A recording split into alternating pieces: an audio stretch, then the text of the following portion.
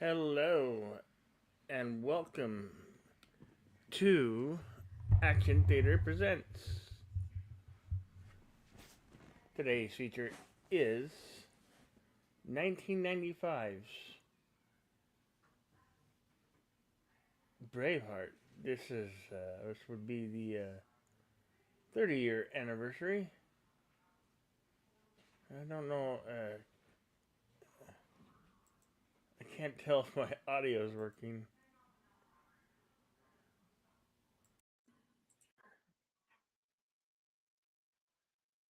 Uh, can you guys hear me? Hello? Okay, there we go. Gonna see that the streaming has really made changes that not for the good. Anyway, hello everybody. Good to see you out there. Hello, Snorter Poopus Cuber. Big Al presents.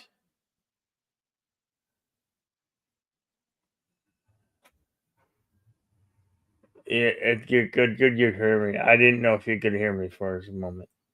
Anyway, if you click on over the screening room right there, where you can join us and watch along. So yeah, this is Braveheart. 30 years ago, it was more or less. I think it came out. It either came out in June or in August. I can't remember which. But just head on over to the screening room and we'll start the film. Hey, Andrea Black, good to see you. Yeah, I wasn't sure if I could be heard because I couldn't. Normally the avatar is pulsating and I couldn't see that it was doing that, so now I can. That's good. Anyway, yeah, let's head on over to the screening room and we'll start this thing.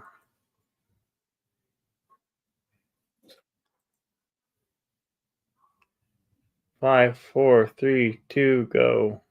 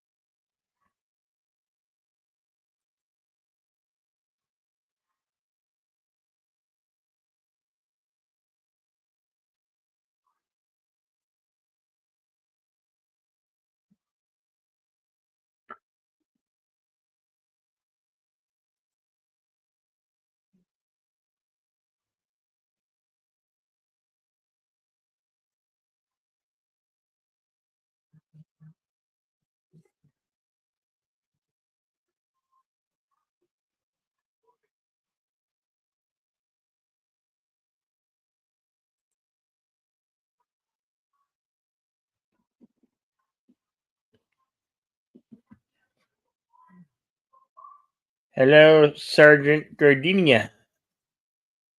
I hope that's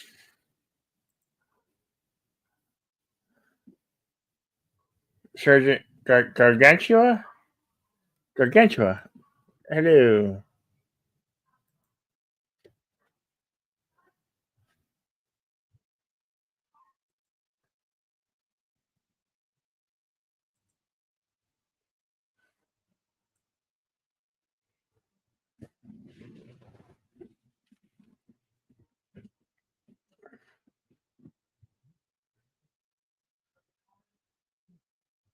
Scotland 1200 8080.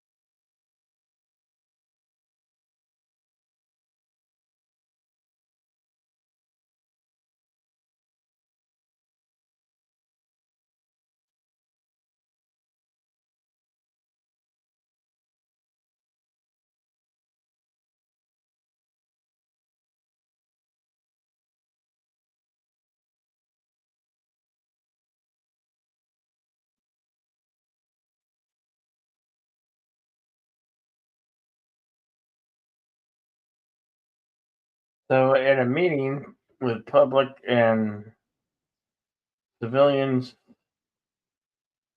they hanged the local civilians under peace talk.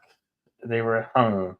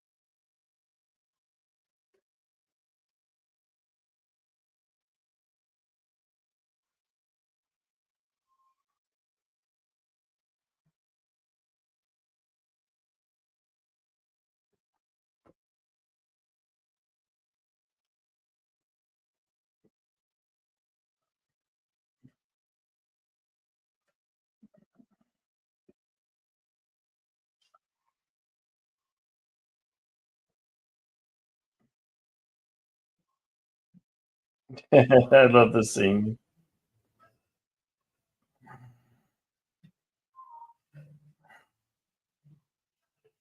Your Facebook login might be in the hands of a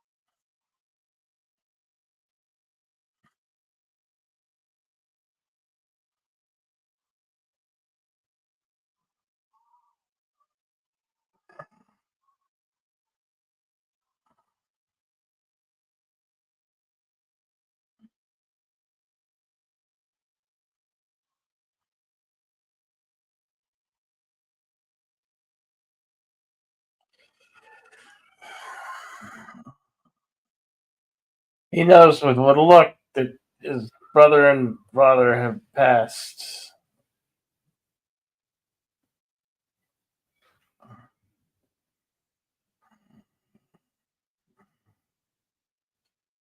Con mi ao lado.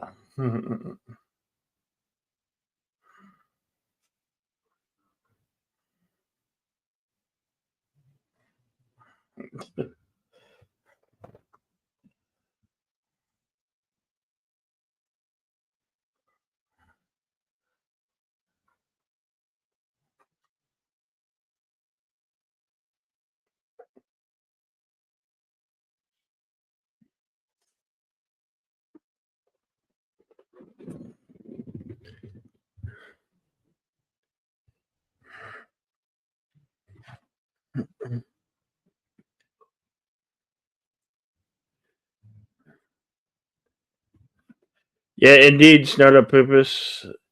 This is enjoyment for not going on the crap for all the historical errors. Yeah, it's fiction based on supposedly true tales. Yeah, you're absolutely right, Snowdopupus.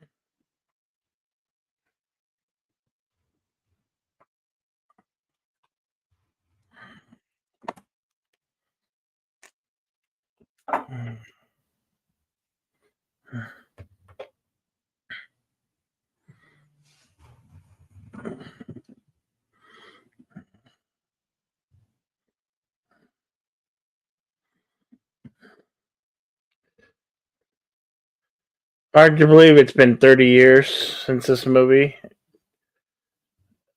uh, came out, and as I recall, it did recall win Best Picture for 1995.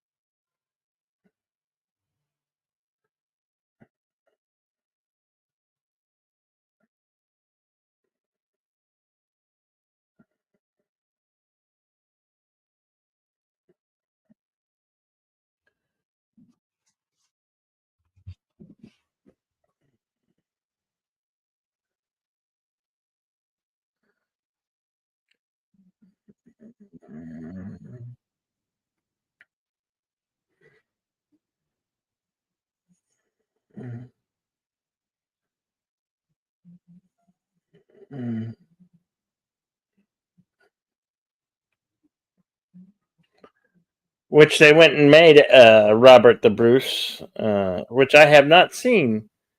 So I tend to finally watch Robert the Bruce.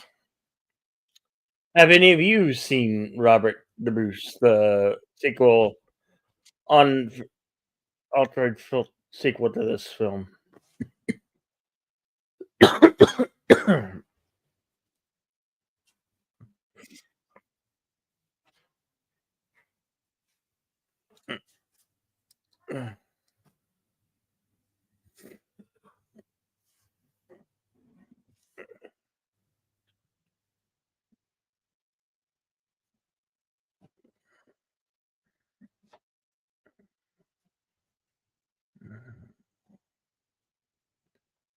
There we have William Wallace returning. Hey, welcome, deleted scenes. We're not that far into it. We're what, 21 minutes and 32 seconds into it, so we're not that far.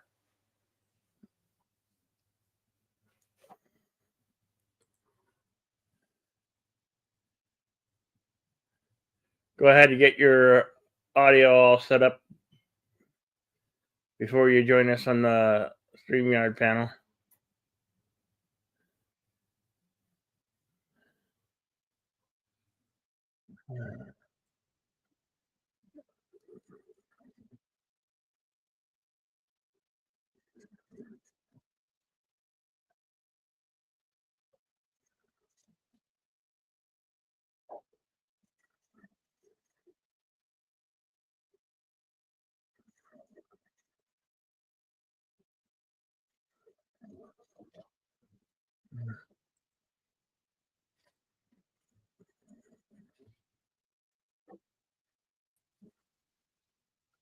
Welcome, All right. Yeah. YouTube Afternoon. Ronin. Yes. Welcome and yes, and hello to everyone joining us today for our viewing of Xanadu from 1980. No, not. The synopsis reads as follows. A struggling young artist living in Los Angeles meets a girl who may hold the key to his happiness. You're wrong script. Wrong script. This is starring Olivia Newton-John, Michael Beck, and the legendary Gene Kelly. Are you feeling okay, deleted scenes?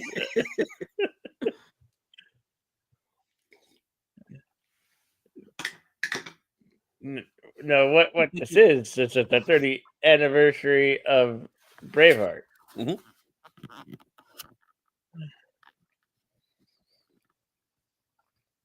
And we, of course, at this point in the film, get our introduction to Mel Gibson as now the adult William Wallace, returning to the village of his birth.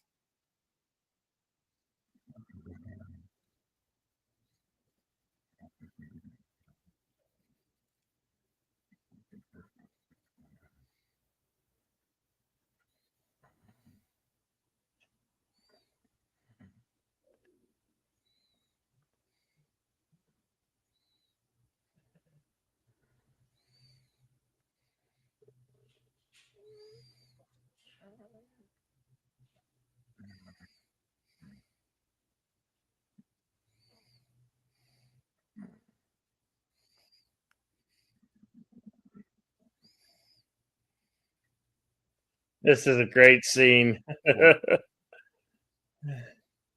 Yeah, move.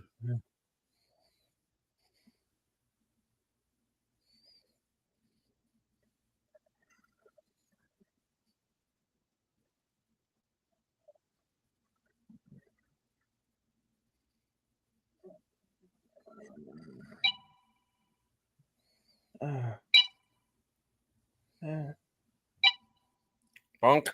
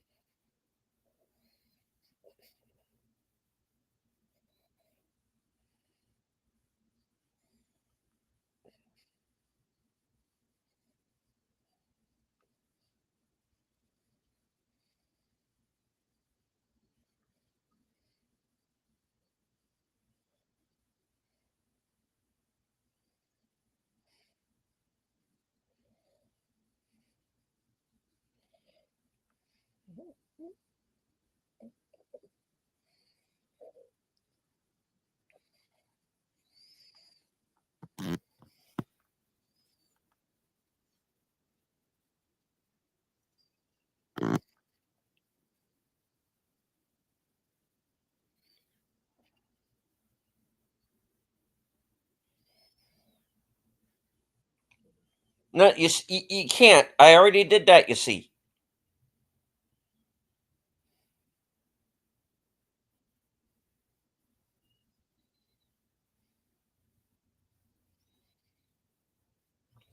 I just like French types.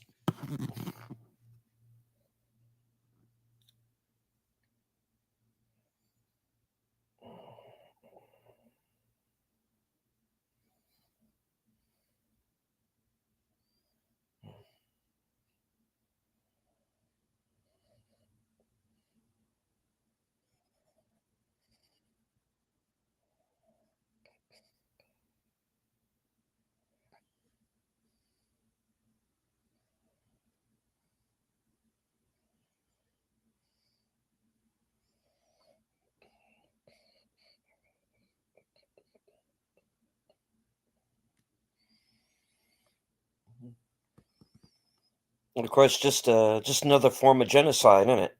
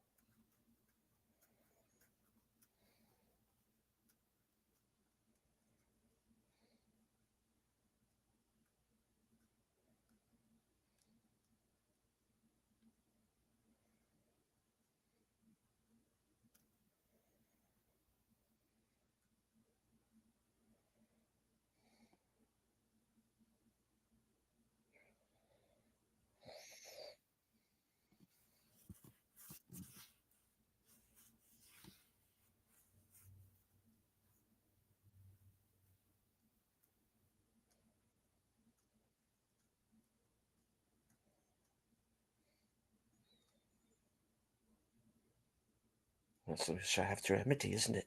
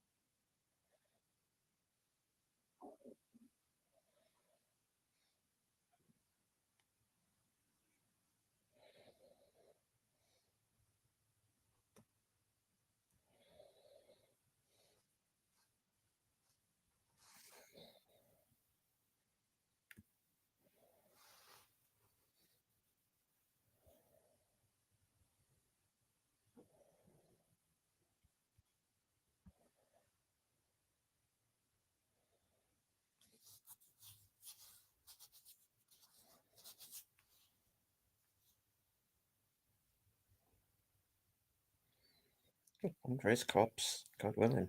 Family. Yes, I will.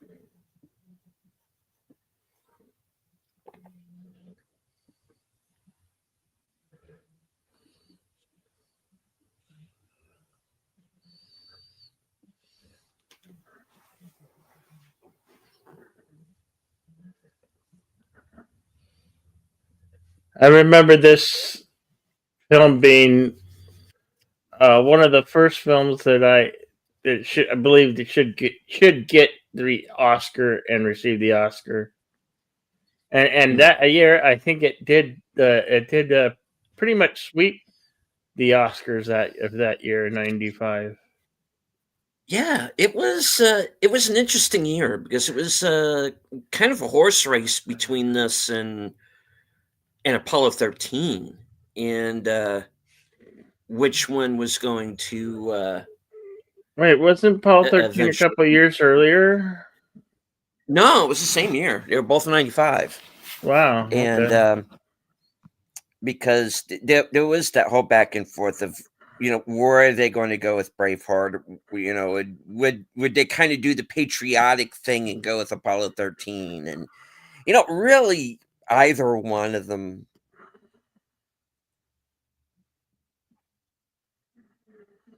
would have been a good choice, honestly. I do remember that it did win Best Picture, Yeah, Best absolutely. Direct, Best. I remember it won Best Director. Picture, Best Director, Hmm. and I think it was so cool. I had this from a mom and pop video store. I had this huge poster of William Wallace with the Scottish claymore. It was the size of a door. The poster was.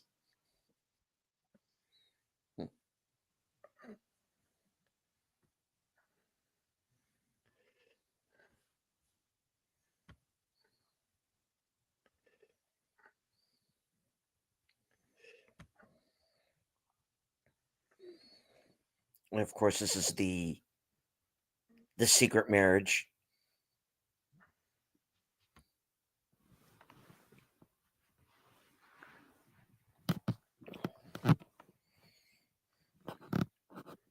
So that Lord Farquaad doesn't know about it. Yeah. See what I did? See what I did there? Okay. Okay.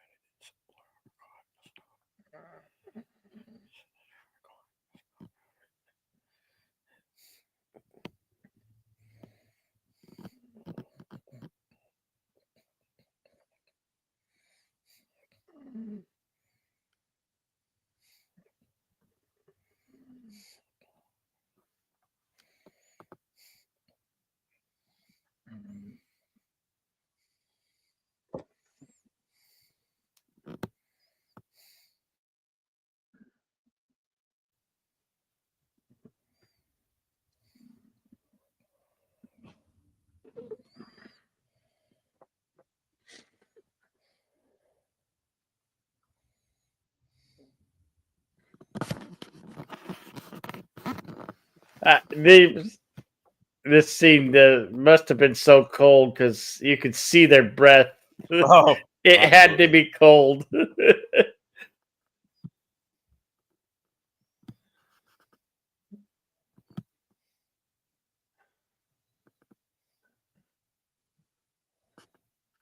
And I don't think it was filmed in a freezer box.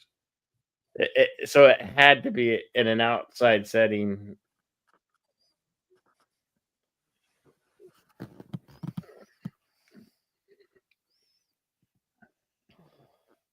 The inspiration was real.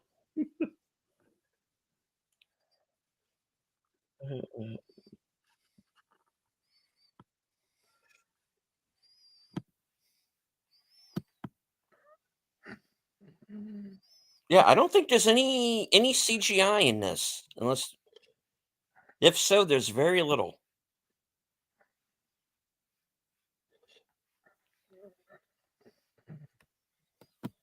And welcome to a name I'm seeing for the first time. Frankie 2222. Hey, Frankie, 22. The question: are you more excited for Doomsday or Secret Wars? Neither, honestly. Yeah, yeah.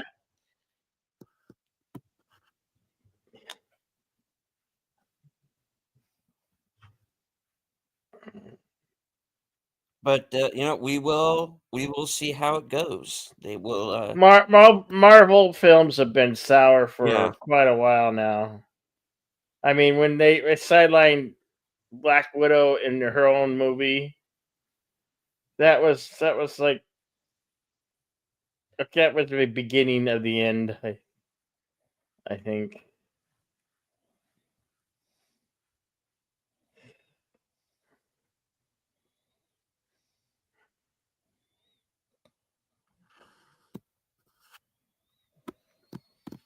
However, if we are at present watching Braveheart, we're about a half hour in or so. maybe give or take. If you'd like to, 40 Yeah, minutes in, okay. 44. Yeah, 40, 45. If you would like to join us, the Cosme link is at the top of the chat. As much as we would like to, we can't air the film live because of YouTube's copyright guidelines, but you can follow along with us on Cosme.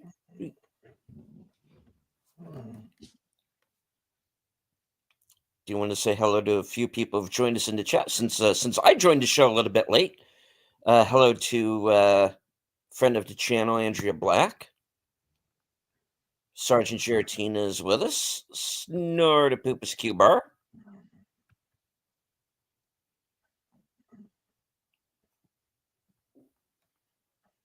Host of Films with Friends, Big Al Presents. And of course, our newcomer, Frankie2222. All right. Yeah.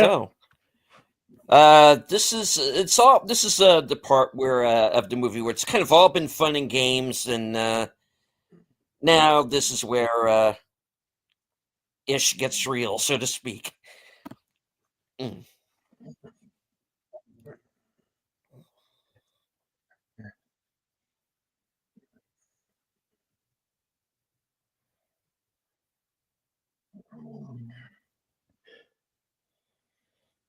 Sergeant taking his own Prigmanacta.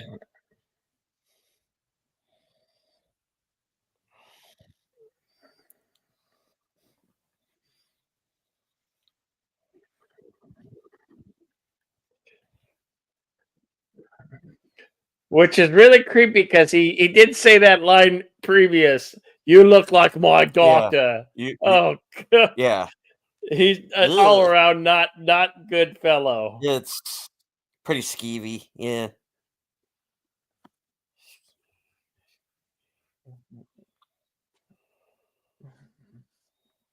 He's a rotten Englishman.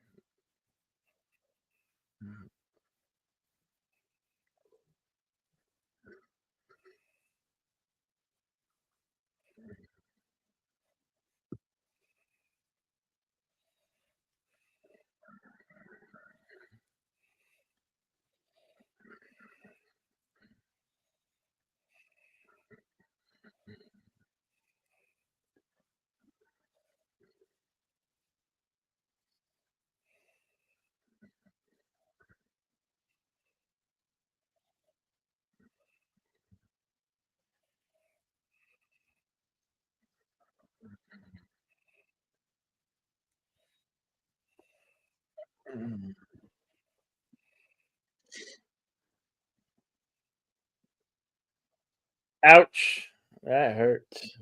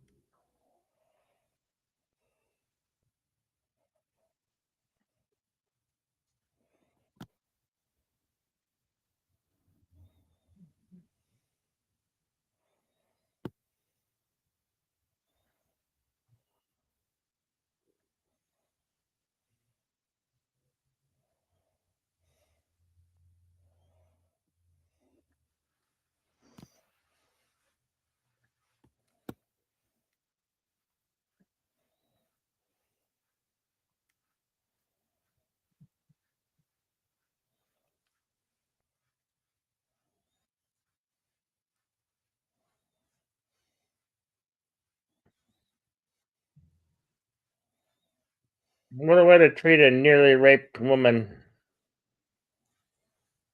Oh, I said gaped. Gaped. Yeah, gaped. Graped. Graped, like grapes.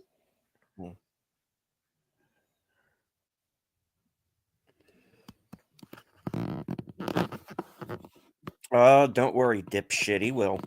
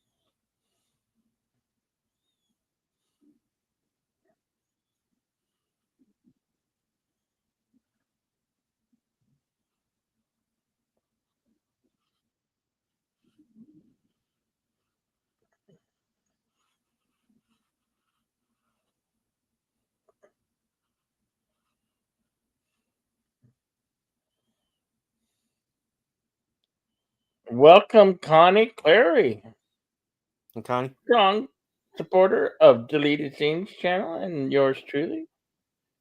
Glad to have you with us. Glad to have you here.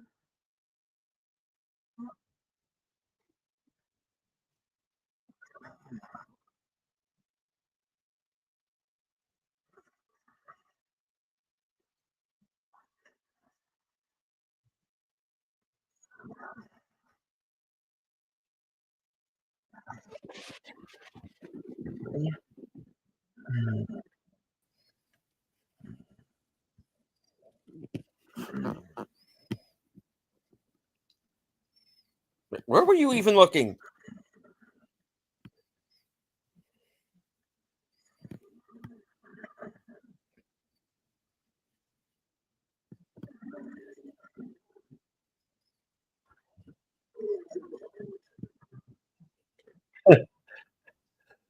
We have our friend FKHC 2005 who said this film has issues.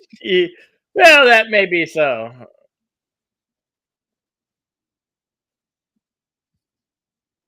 but they're all good.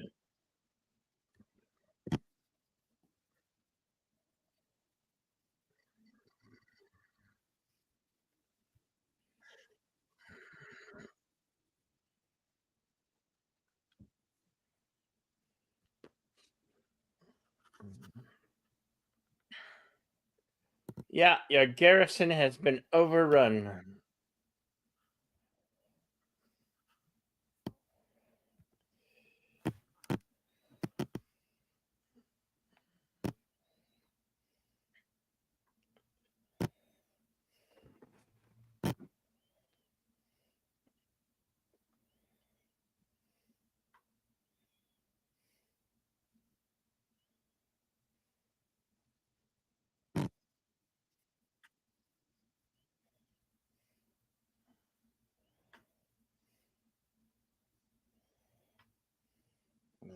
He's the official officer of this garrison.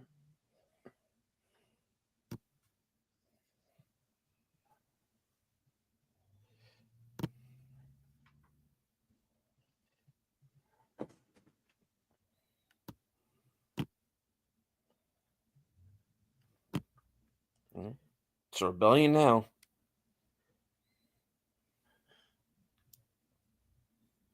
Yeah, other Englishmen didn't have it so good. I mean, you get your throat throat. It's quick and easy. You know, it's a quick death. It's a soldier's death. But other ones got it pretty bad.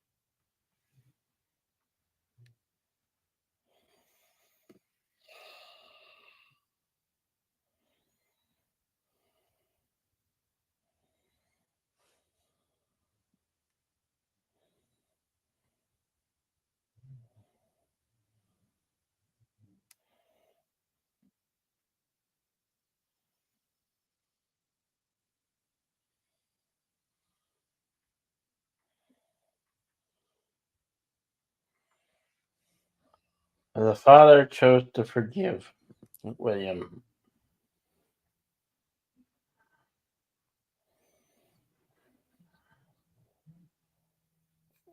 I love this scene.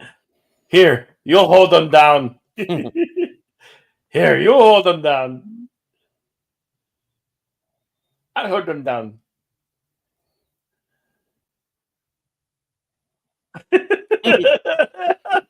How many guys we need to hold this guy down?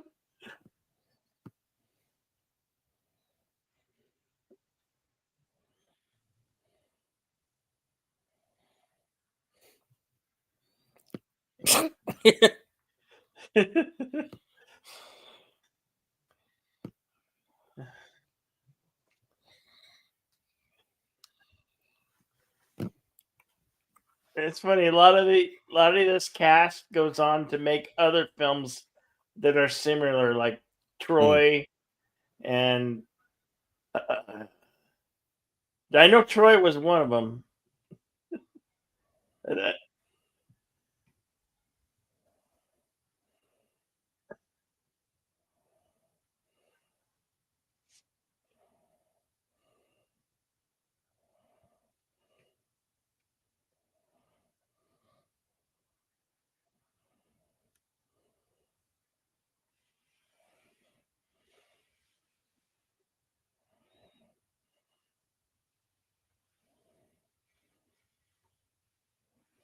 Yep.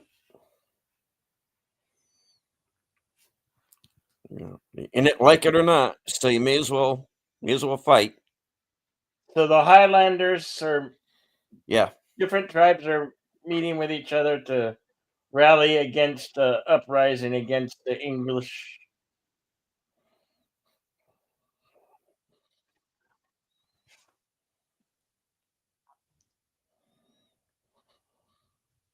Another large garrison within Scotland.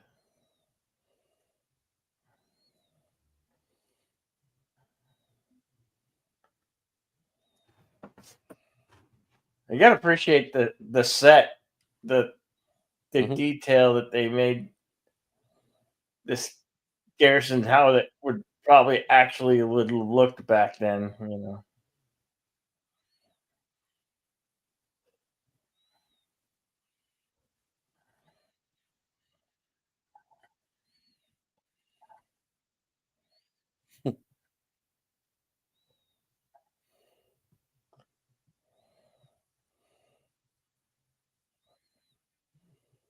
100. It was more like 50. It was half the number you say. Half the number.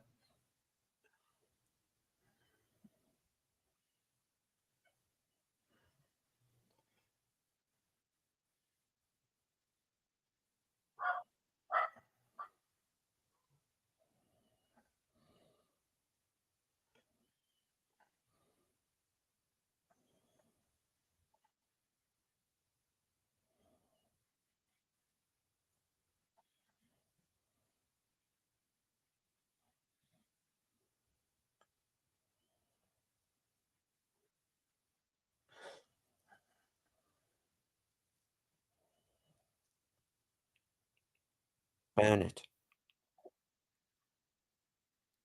And this is kind of the beginning of William being a bit of a pyromaniac. you like to you like to burn things.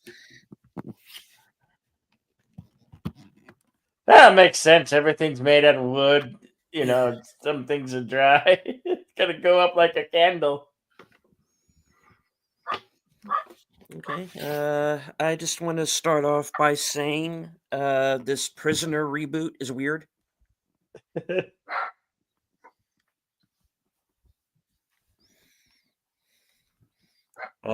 Two.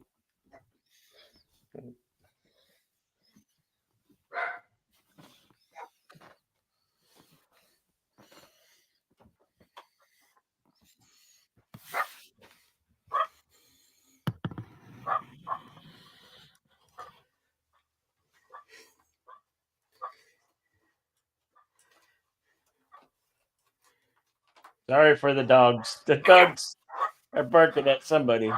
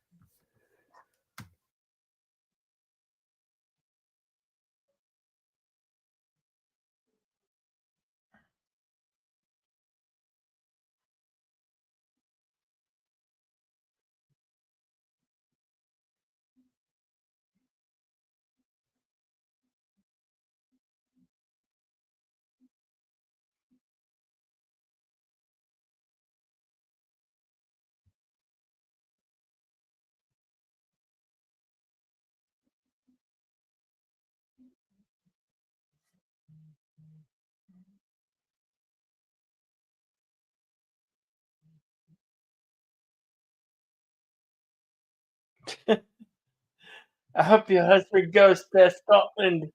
You'll come back a widow.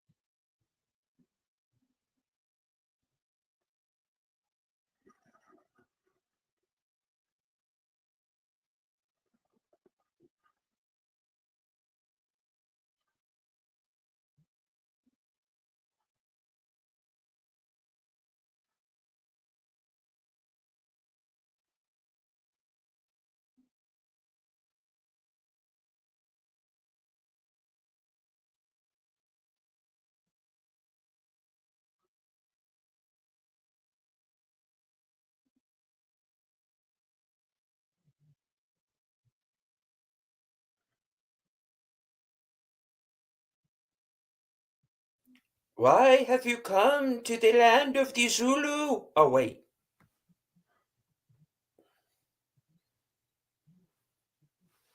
Rabbit the Blues.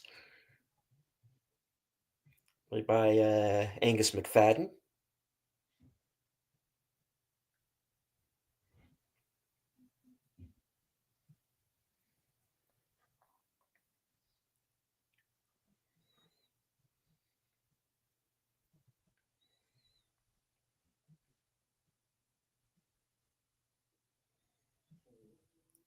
And of course, as his father is Ian Bannon.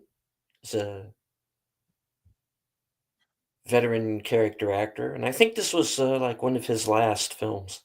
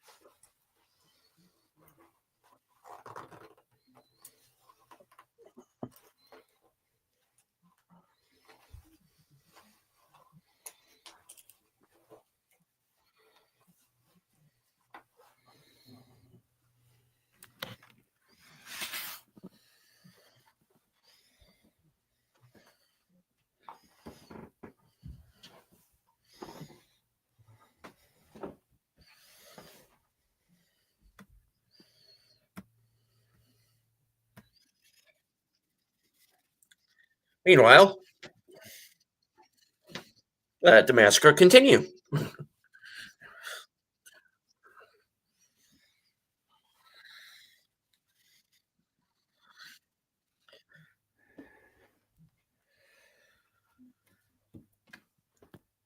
Fasten, police, move it.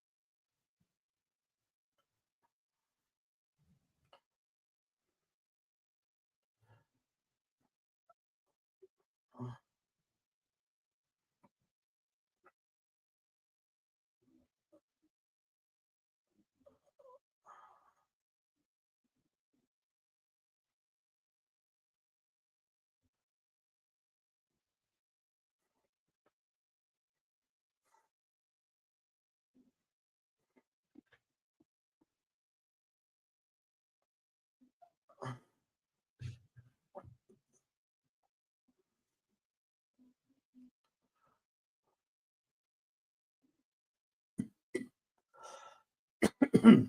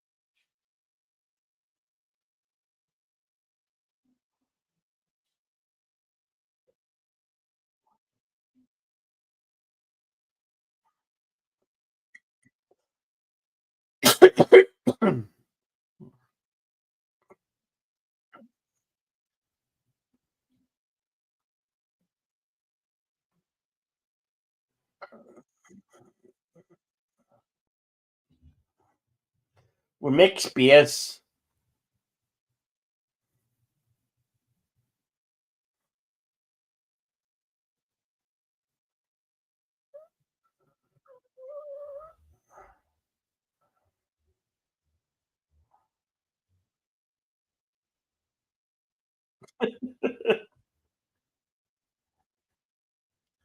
Gross. In a way, that's gross.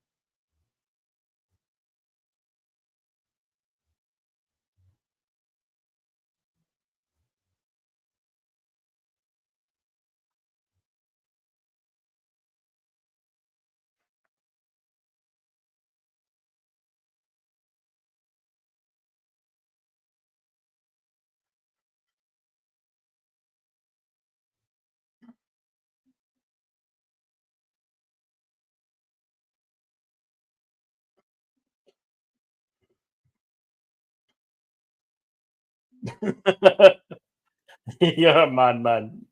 He's an Irishman.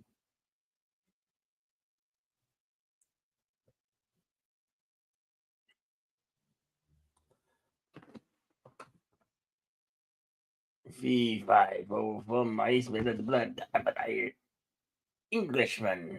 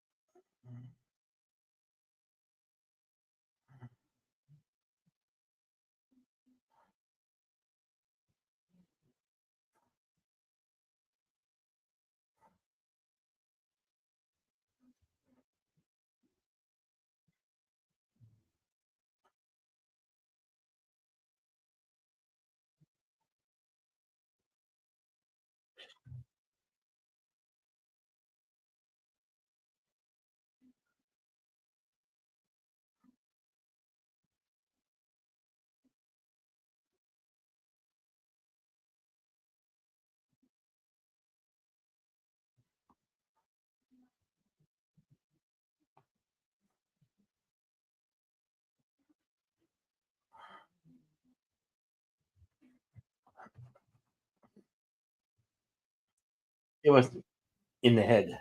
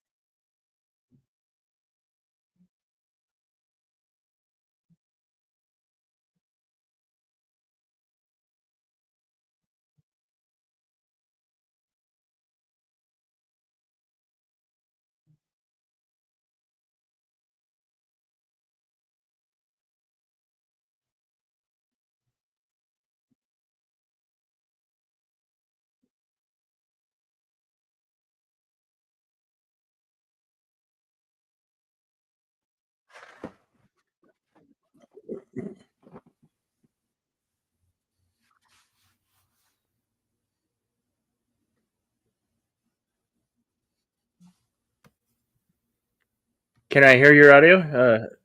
Yeah, can you hear me now? Yeah. Am I Yep. good? Okay. Yep. You're Could good. y'all hear me before? 5x5. Okay. I don't know about before, but we could hear you now. Okay.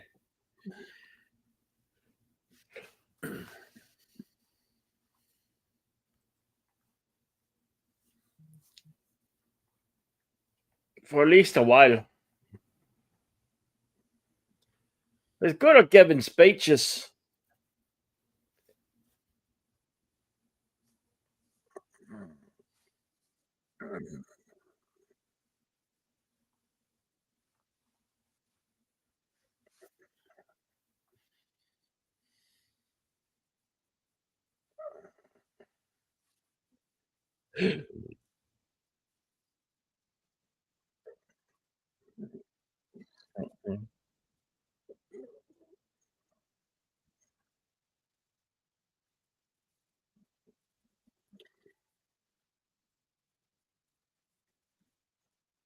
And hello to Daniel's Hot Topics.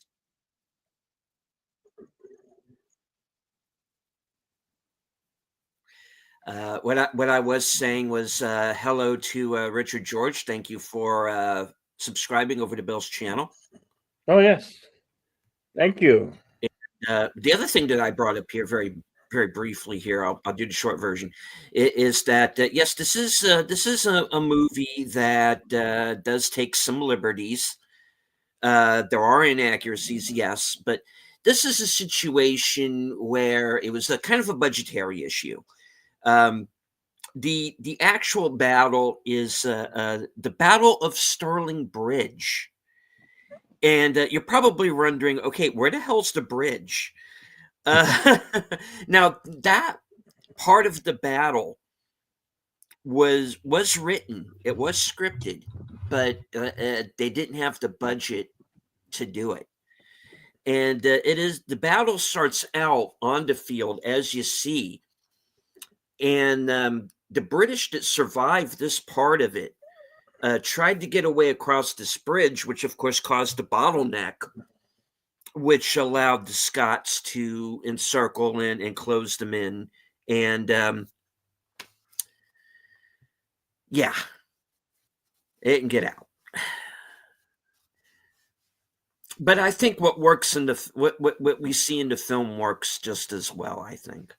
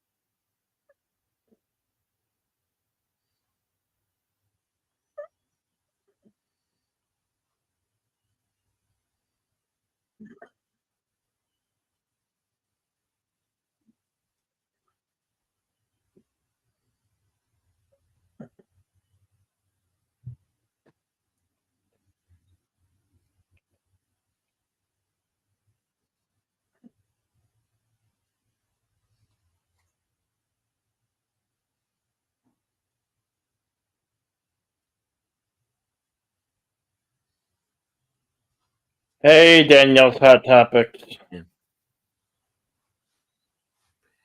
And that may be true, but I'll find something to do.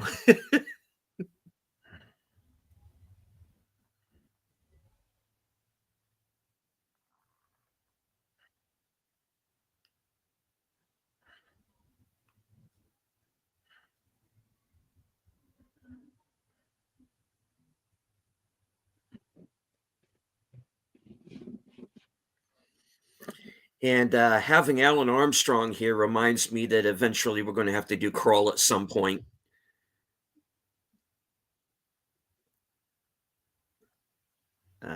We did Patriot games already, right? Yeah. Yeah. I think, I don't know if we have. I have to go back and look. We might not have done Patriot games here on this channel.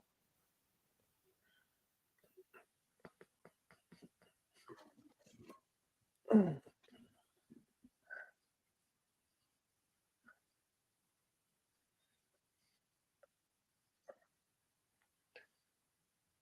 want to do the sequel unfiltrated sequel to this Robert the Bruce, which I've never seen. Hmm. Well, looking to do that one probably. If not this year, the new year.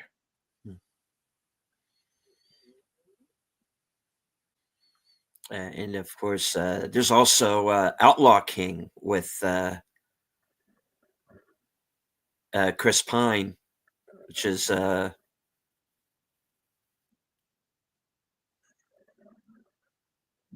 Robert De Bruce centric film as well.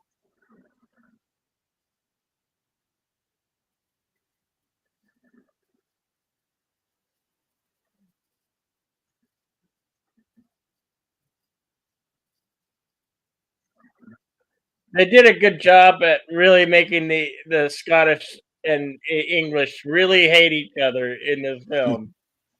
Although that might not be that still to this day may not be very hard to fake.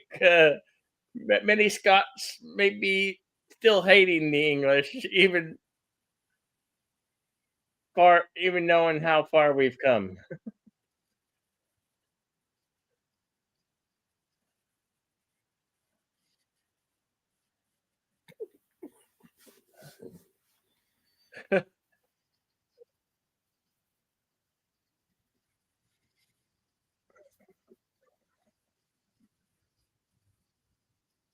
In the neck. You can get me out of this mess, but he's pretty sure you're fucked. You're fucked.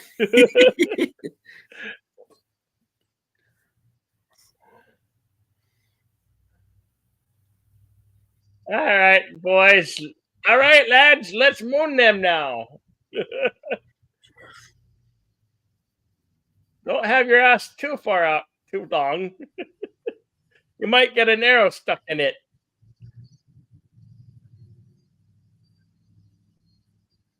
Now, I told you not to have your ass out that long. You'll get an arrow stuck in it.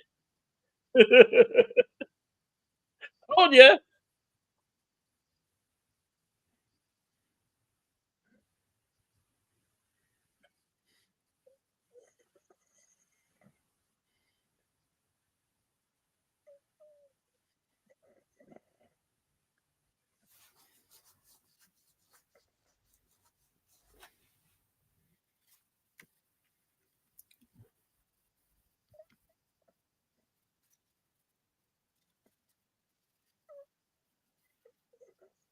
Here we go.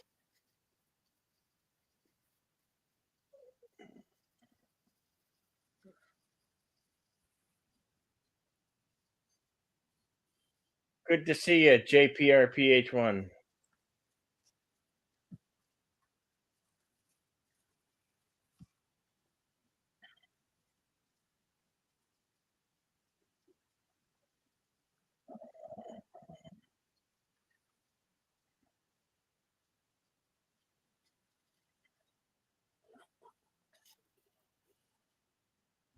Yeah, Daniel, there is a sequel to the Braveheart. It's called Robert the Bruce.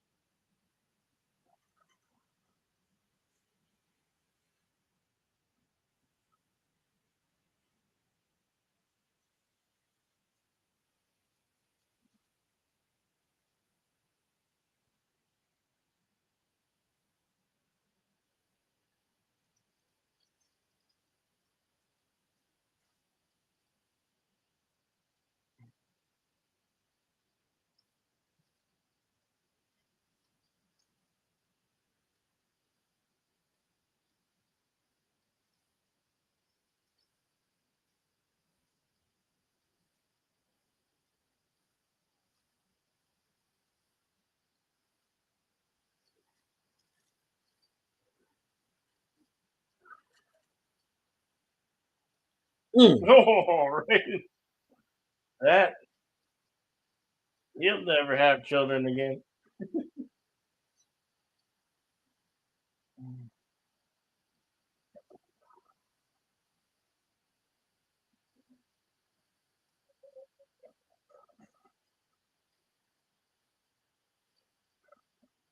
Shit.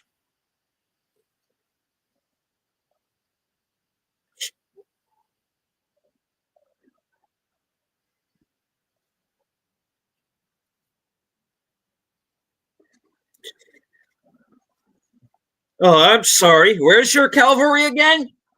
Oh, I'm sorry. Too soon?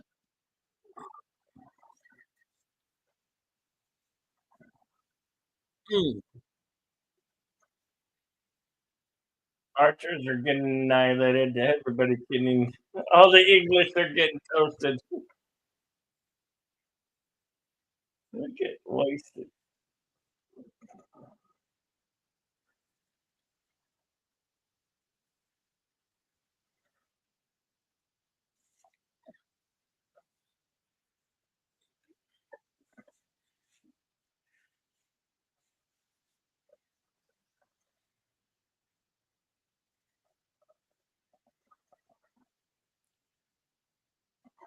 Oh, hi, Cheltenham.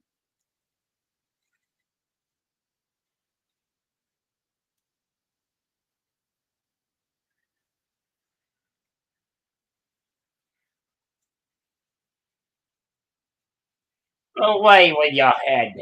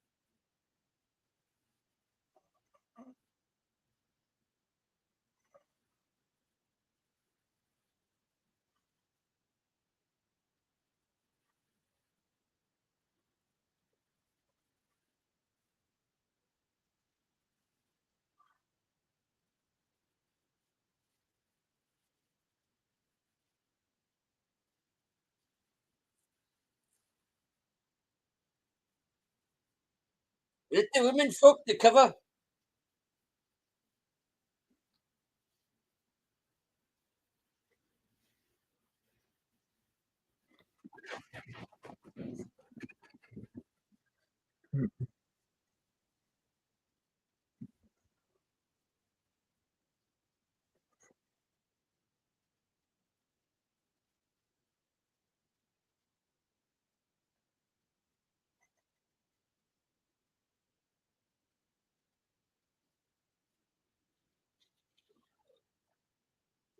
Ah, the lad.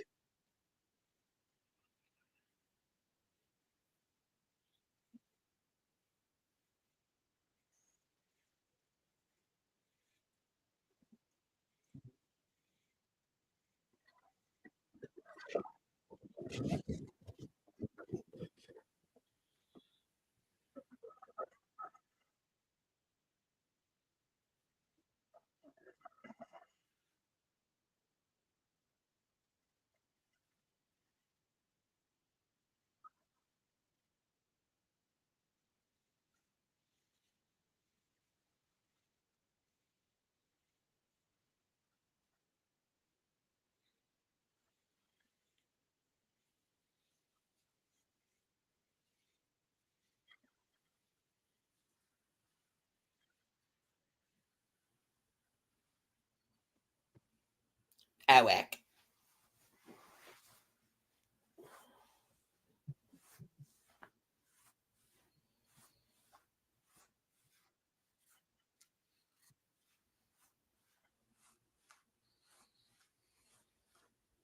Stand up so you must sit down. He's got to sit down before he stands up to him. Yeah.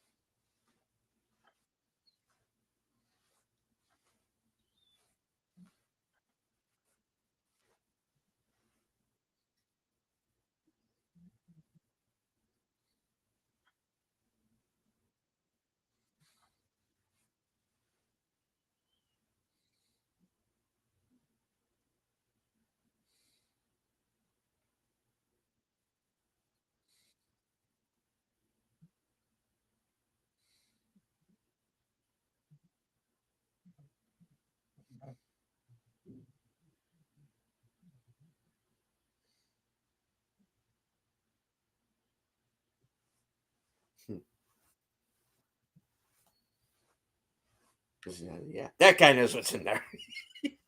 Yep. He couldn't resist not looking. What's in the box? What's in the box? We're gonna find out what's in the box. They've killed Eric Stoltz. pretty head.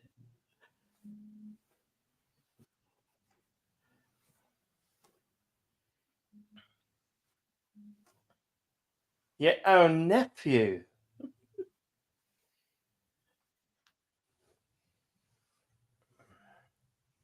What is this person speaks to me as if I needed his advice?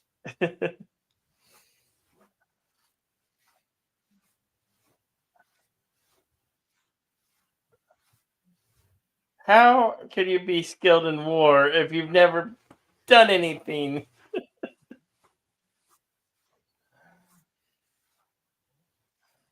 Situation. Can you fly? No.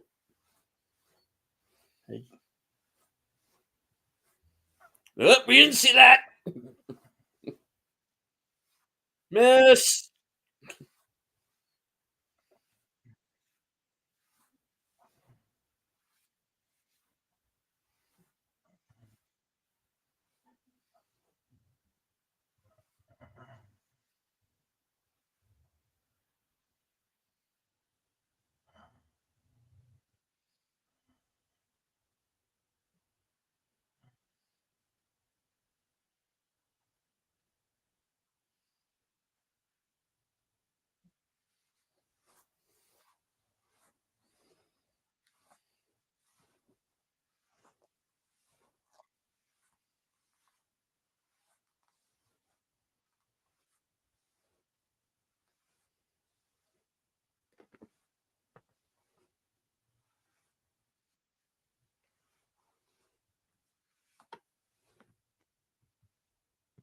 Now that's a previous scene. There's when they kind of got in trouble over at the time. Um, let's just say a certain element of the population was less than thrilled. But I mean, I would explain it the same way Mel Gibson does. You know, in this movie, it doesn't matter. You're young, old, male, female, straight, gay. Everybody dies pretty equal in this movie. So don't make a bigger deal out of it than what it is.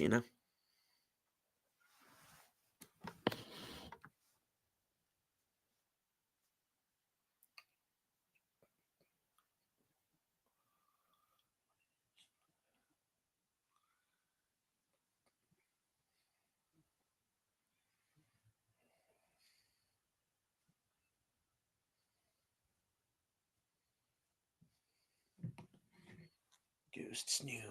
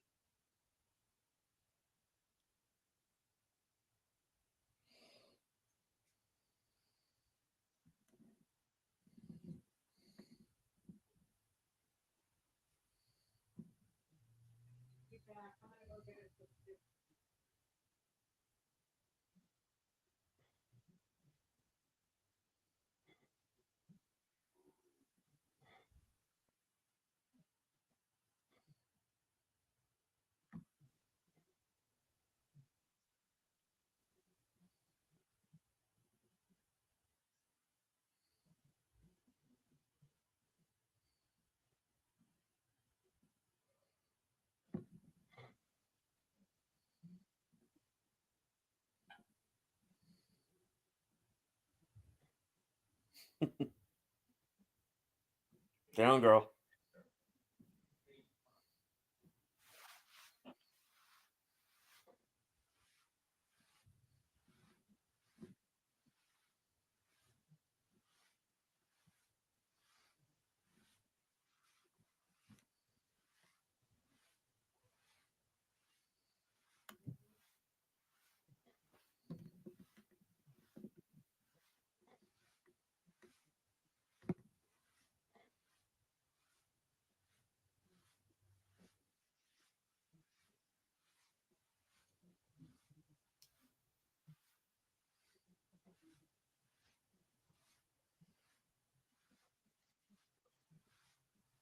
Whoops.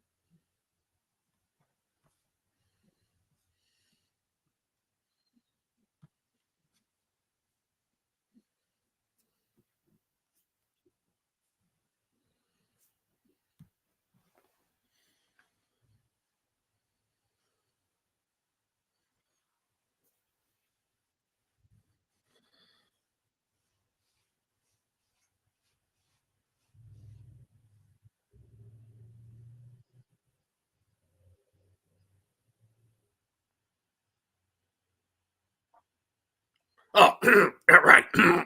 Yep. Yes, sir. Yes, sir. In action.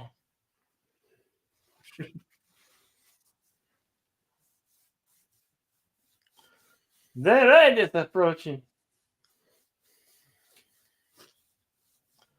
Personal escape the princess. Mhm. Aye. Much made a depression. I didn't Took that think you were long. on the tent that long.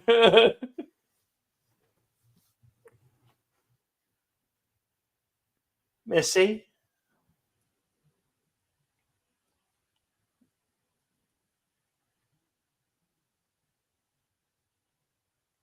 Hi.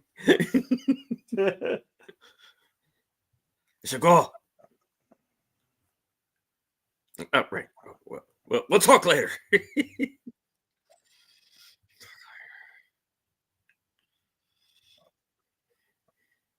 No, no, no, no more hiding the salami.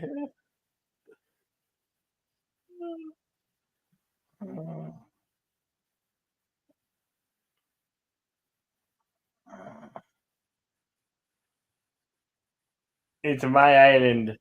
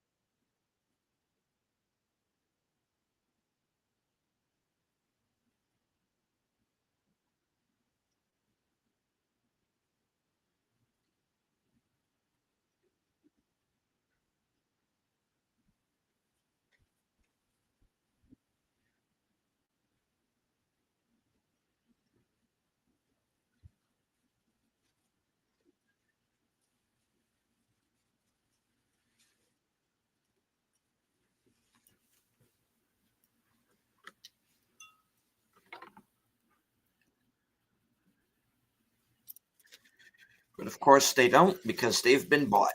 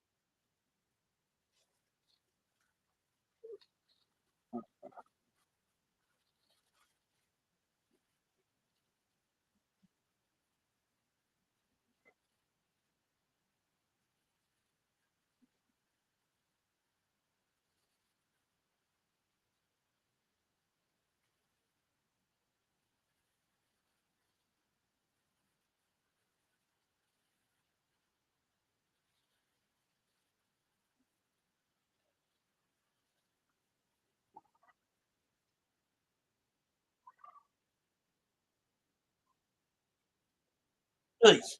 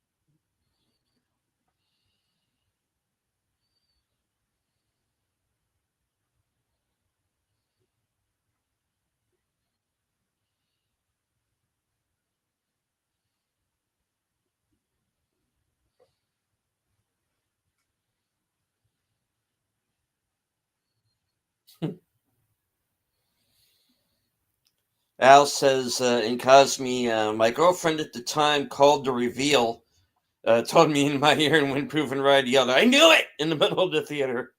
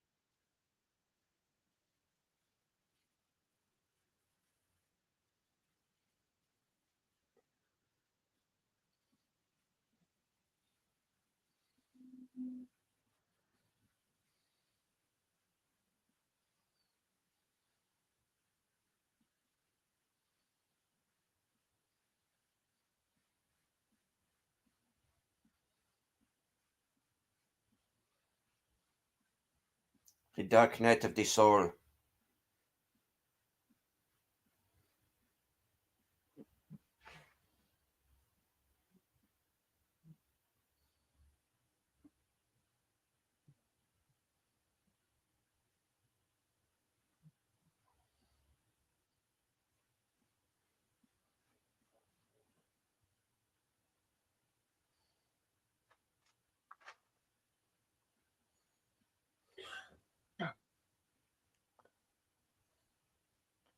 It may be, boy.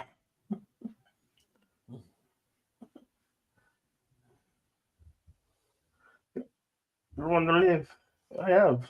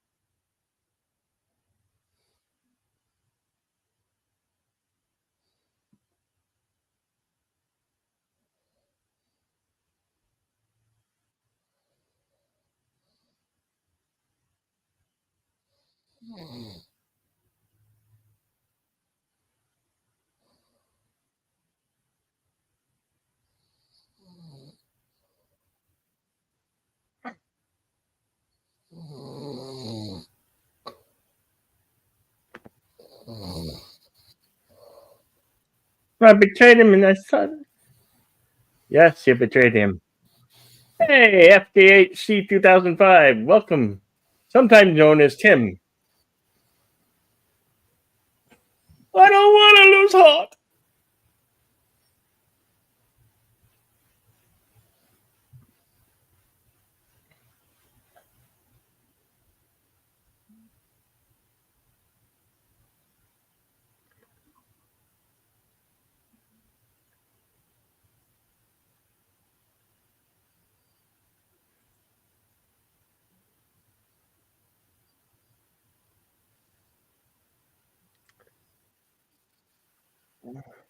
Who's sleeping?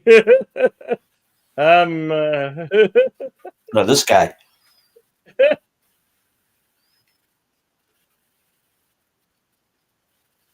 you got it, $2. Tim. Oh, oh yeah, you're gonna get it, buddy. It's not a dream. It's not a dream.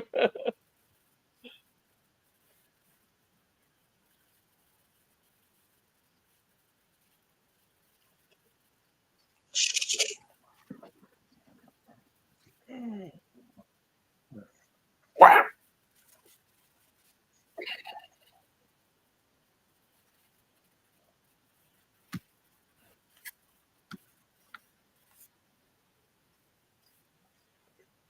Thank you for the $1.99, Tim. Yeah, what are you going to do when William Wallace comes for you? Yeah, this movie, you got to run.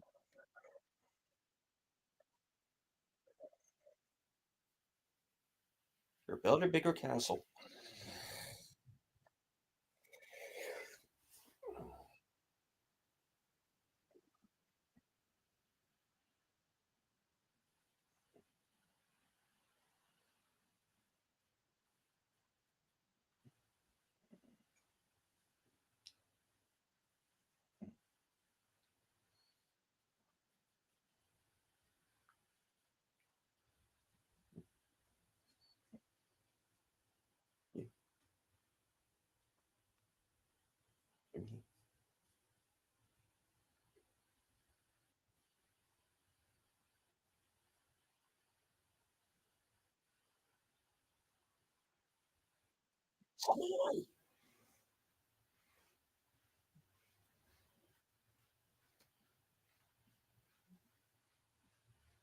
Wow, Wanda, that's kind of cool. Look.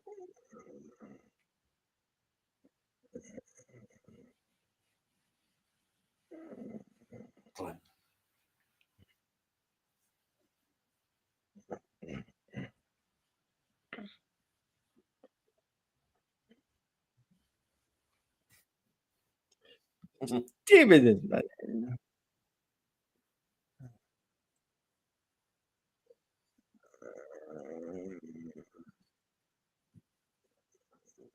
Adonis Dragonstorm, good to see you, sir.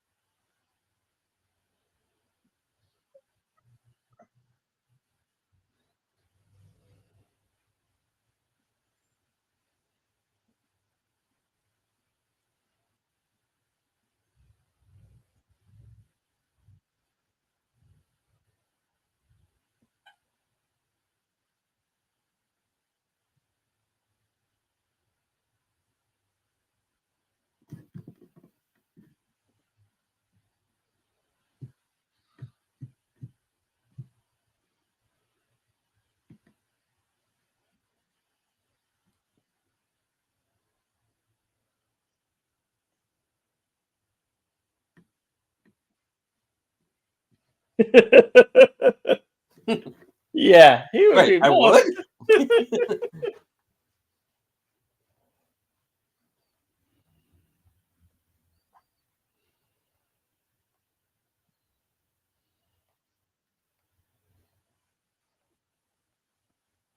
would.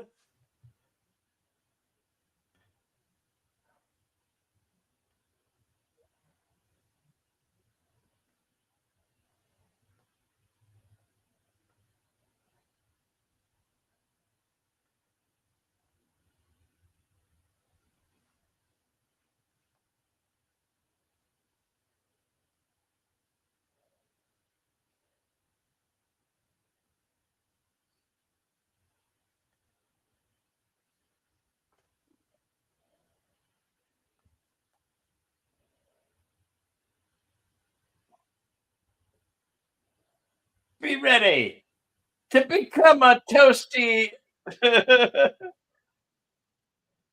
tart.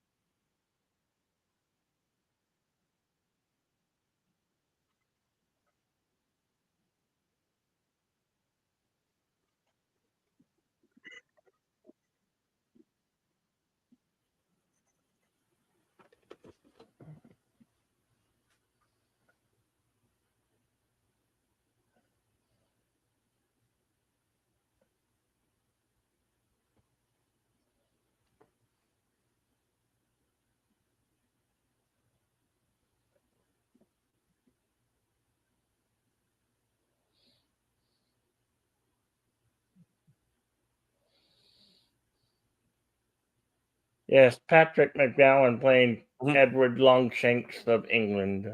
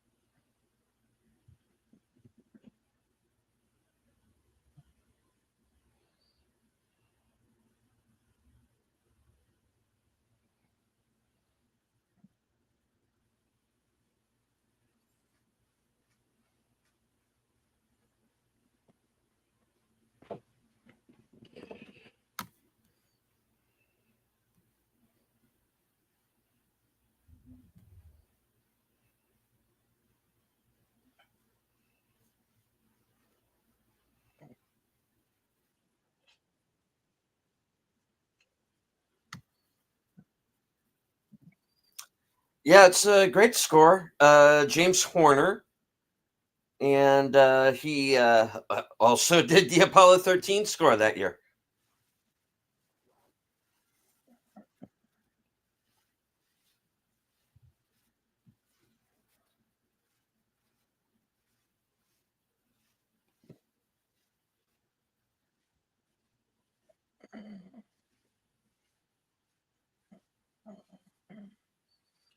And welcome that 70s rock fan.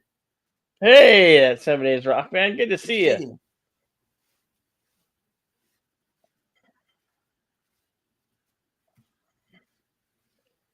Cheerio, mate.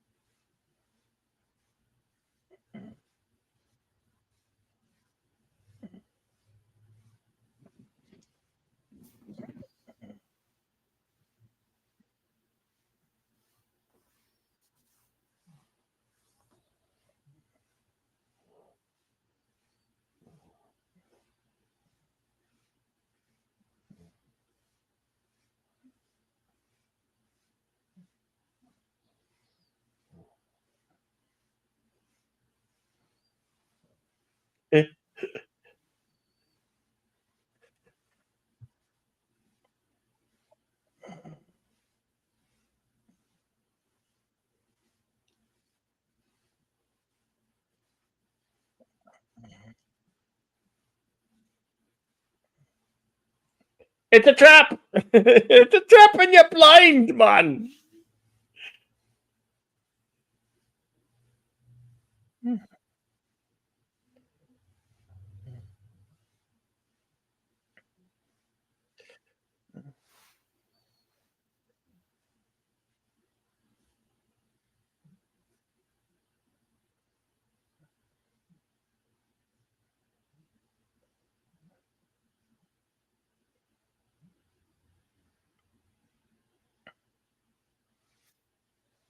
What have we been doing all this time?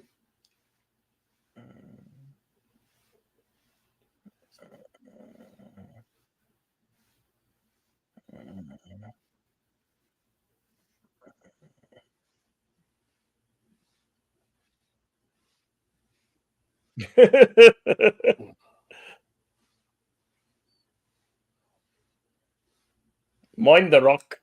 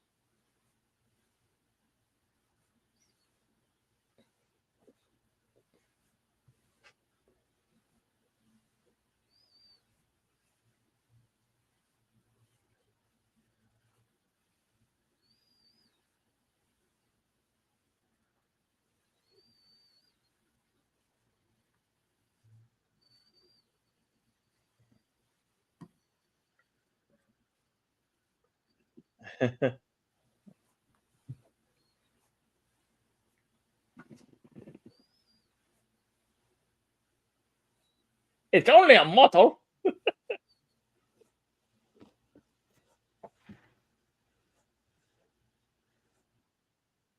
Flamage! Oh,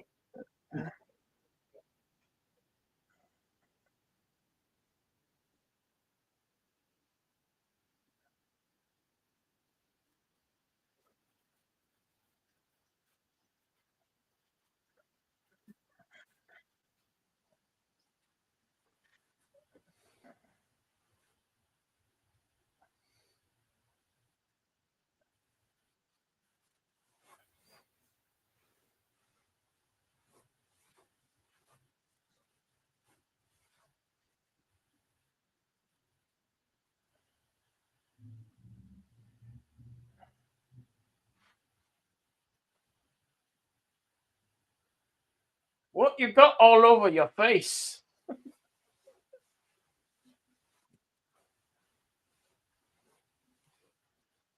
he's working on it, son.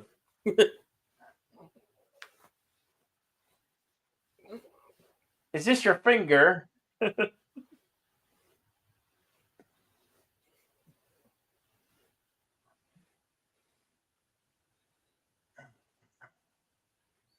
Always known my mind.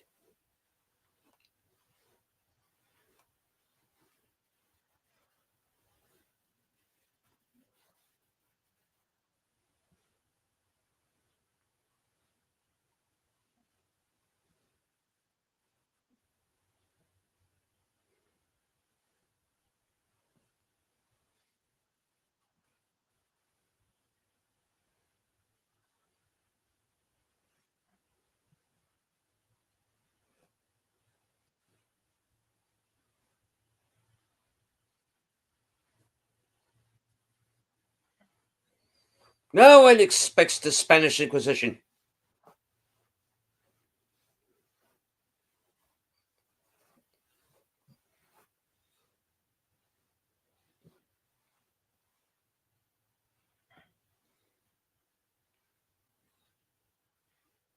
By what standard?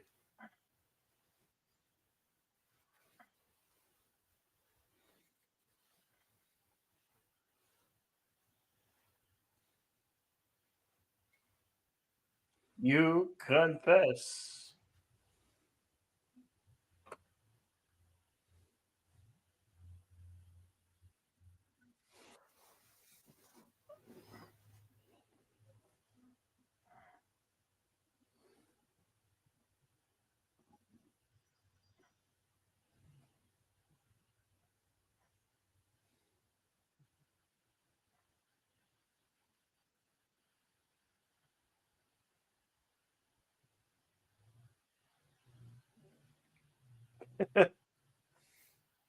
She got cojones. She got bigger balls than you.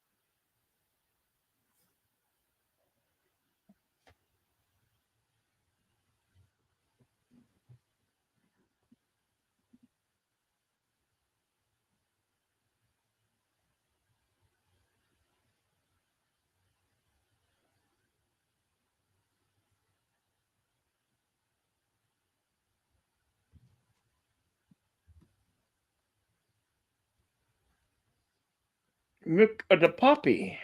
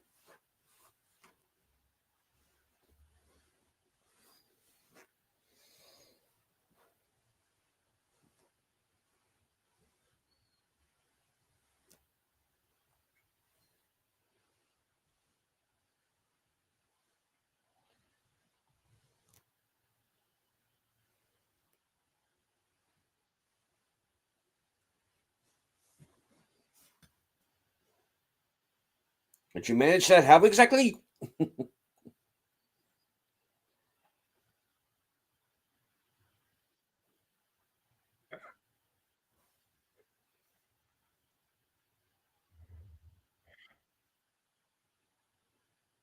Well, her choices were him and y'all too.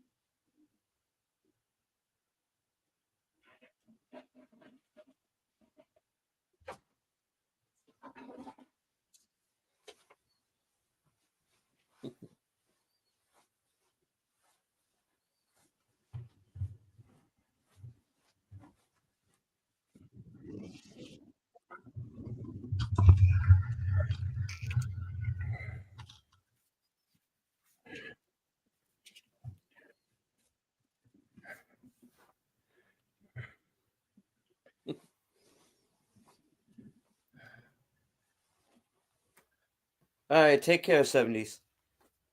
Yeah. Take care, 70. Thank you for dropping in. Appreciate it, buddy.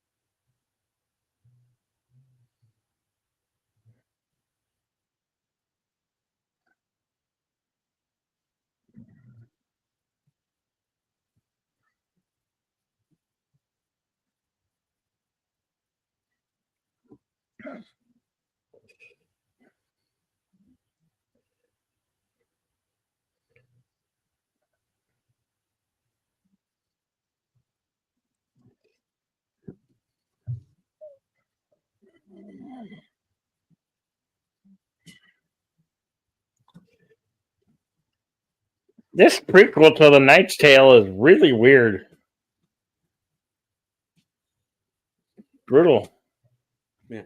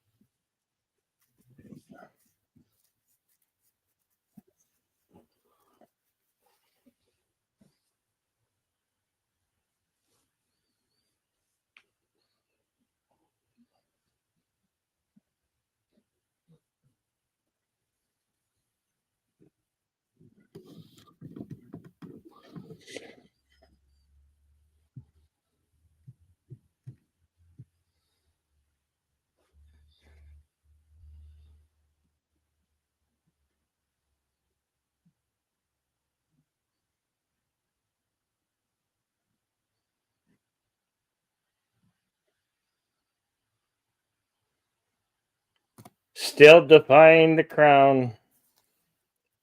Rock him! No, don't rock him! Oh no! Oh, oh, that's not. Oh yeah, that's not that yet. Oh,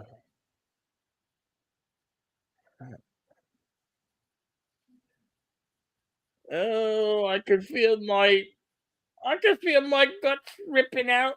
My ribs are breaking. I'm only mostly dead.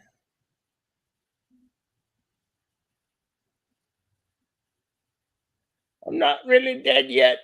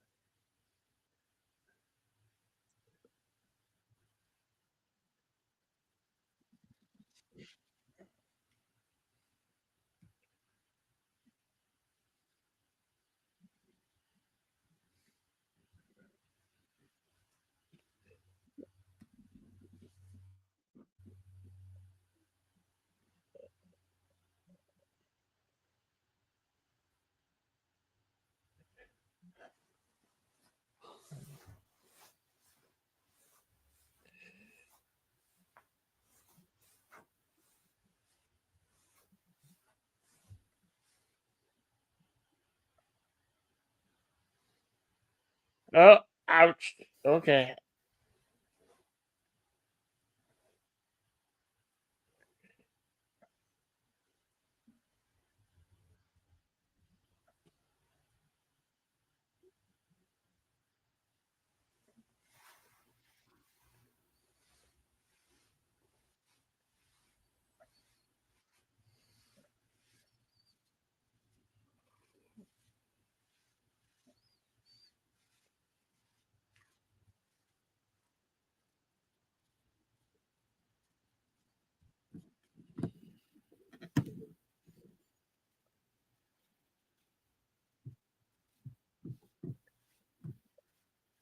The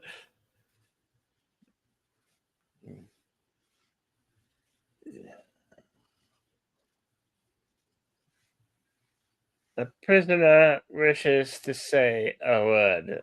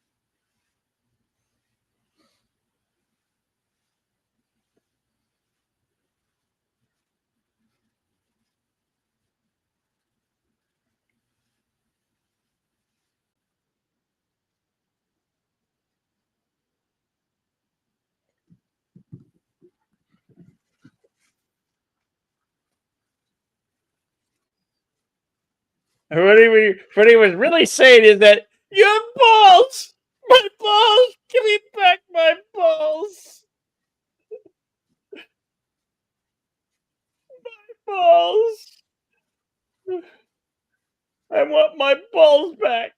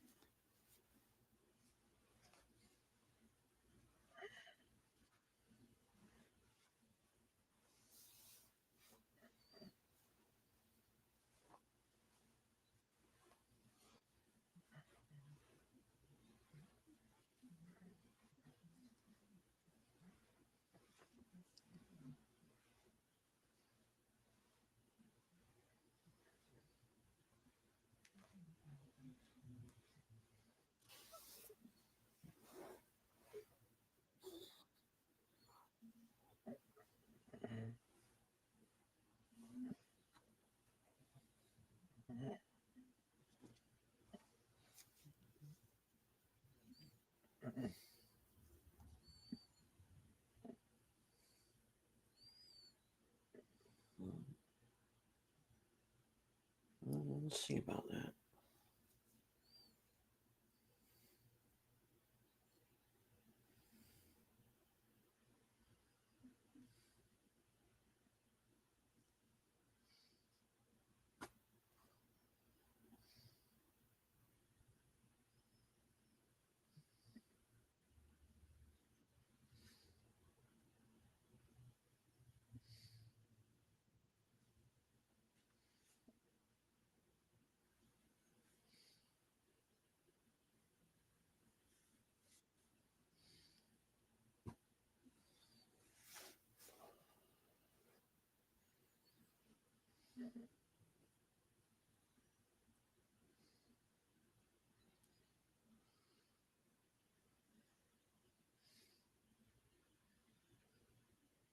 Bed with Wallace.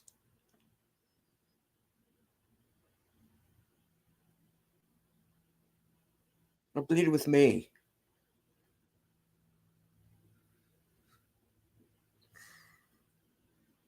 I will not surrender my crown. I will tell them they gotta suck eggs in my ass.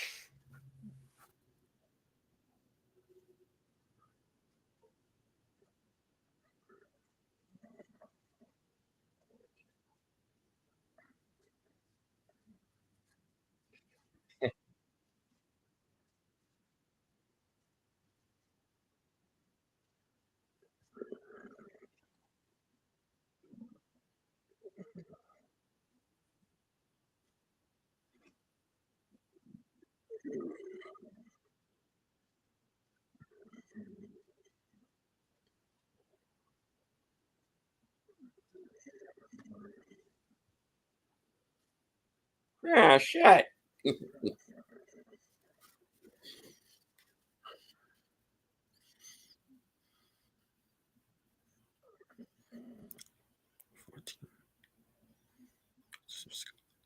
Stuffing outnumbered.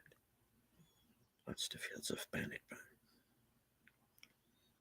Like poets. They fought like Scotsmen. And when their freedom.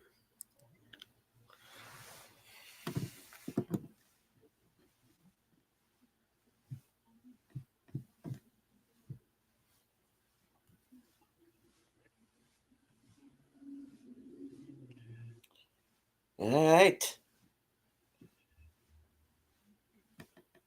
Shall I consult the scrolls? You may consult the scrolls. All right. Braveheart was released May 24th, 1995, at an estimated budget of $72 million, going on to gross $213 million worldwide, and going on to win 5 Academy Awards, including Best Picture and Best Director.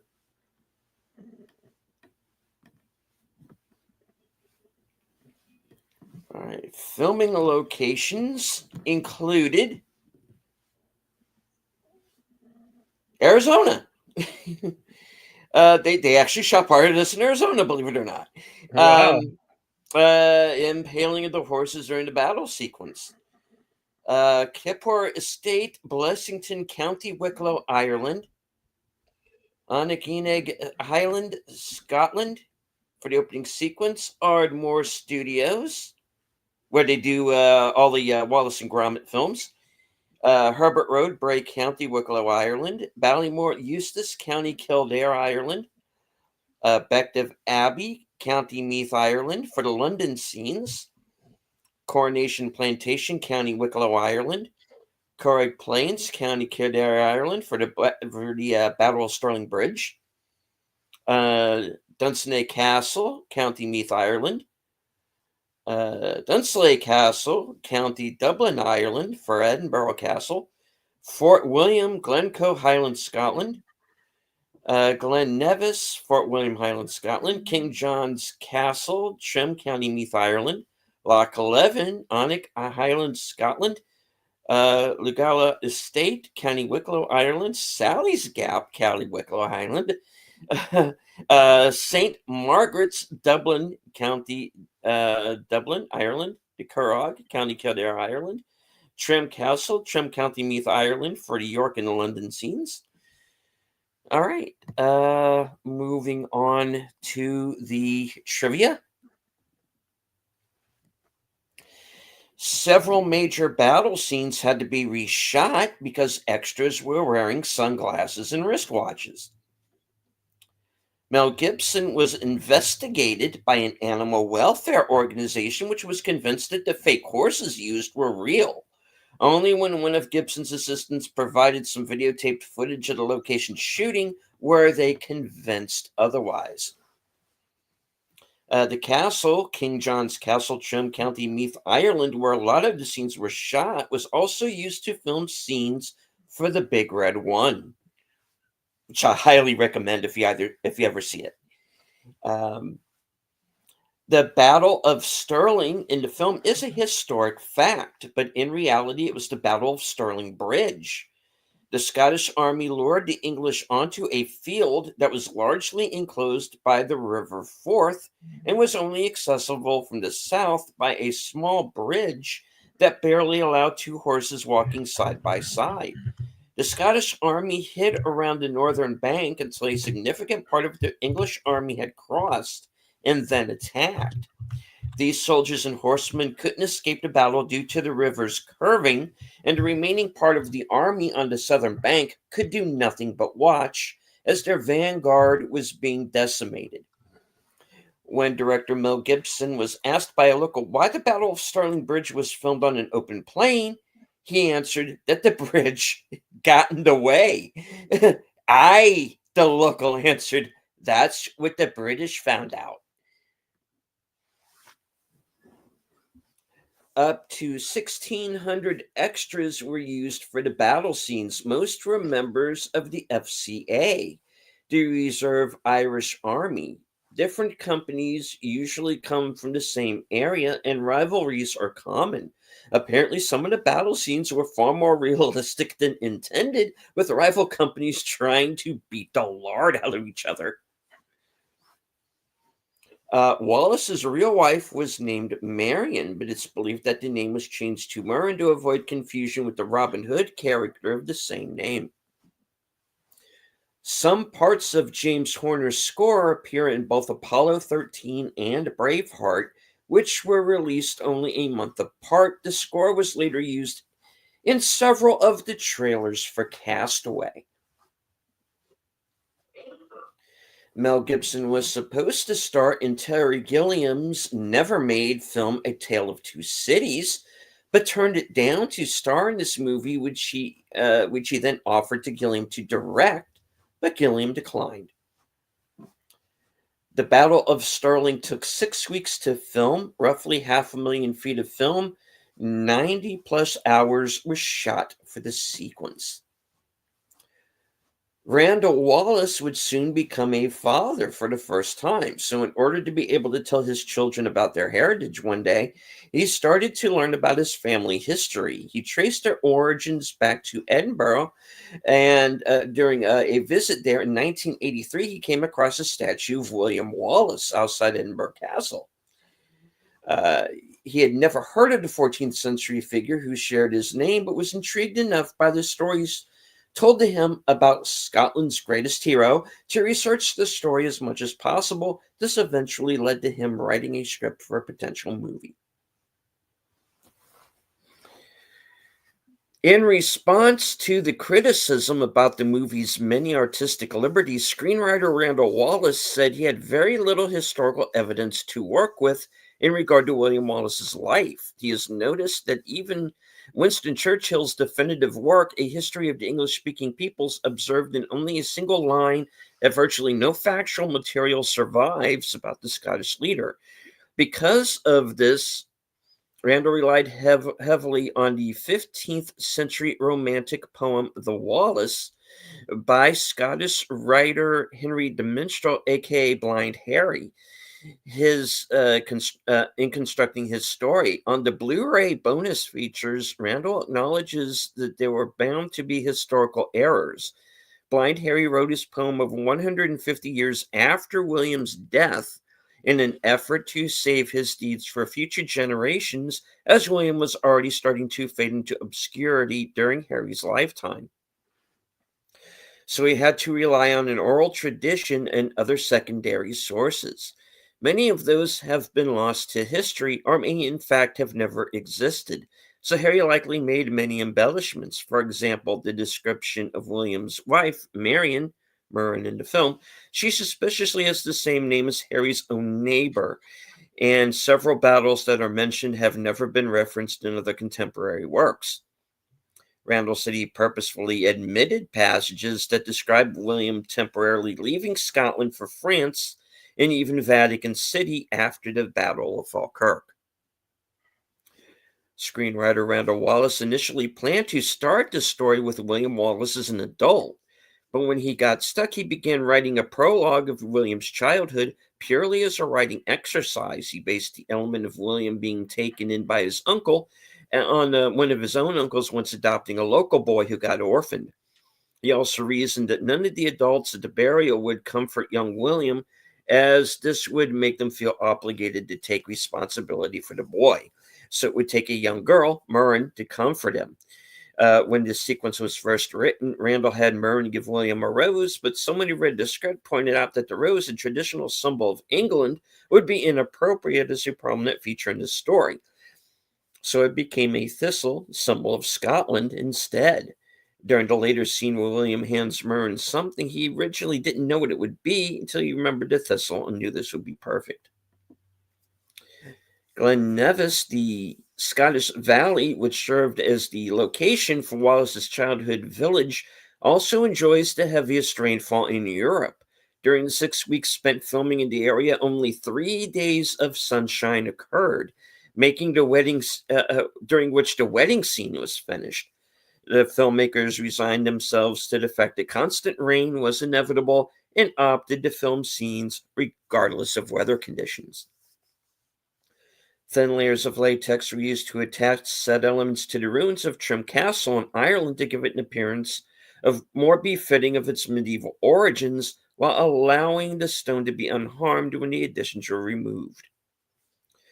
The mechanical horses designed for the battle sequence weighed 200 pounds and were fueled by nitrogen cylinders, propelling them at 30 miles per hour on 20-foot tracks. Single frames of film were removed at strategic points in the battles in order to produce a jarring, startling effect. Prince Edward, later King Edward II, was indeed the first English prince to carry the title the Prince of Wales.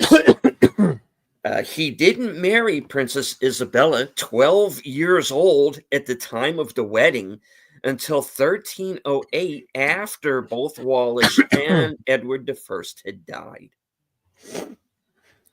Mel Gibson initially turned down the role of William Wallace, feeling that he was too old for the part. He was 38 at the time, while the real Wallace died at 35. But Paramount Pictures would finance the film only if Gibson starred in it, so he agreed.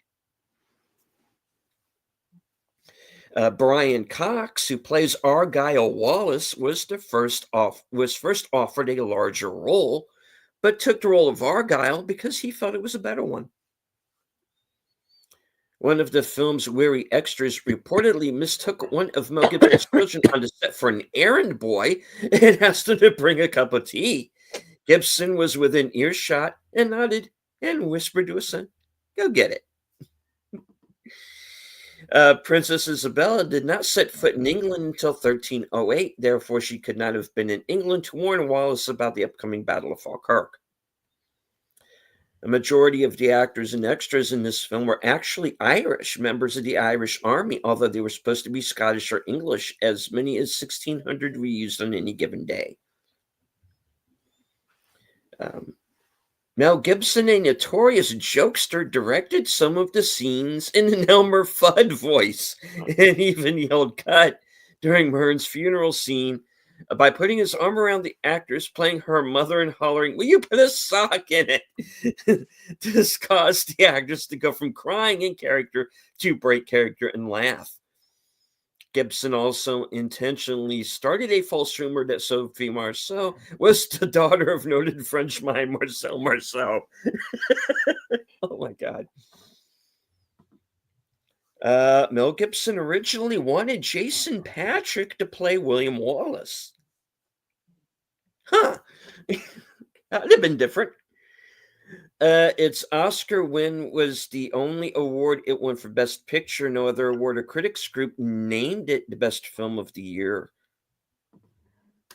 Like I said, a lot of the best pictures went to a lot of the best picture awards that year went to Apollo 13. But when it got to the Oscars, Braveheart won.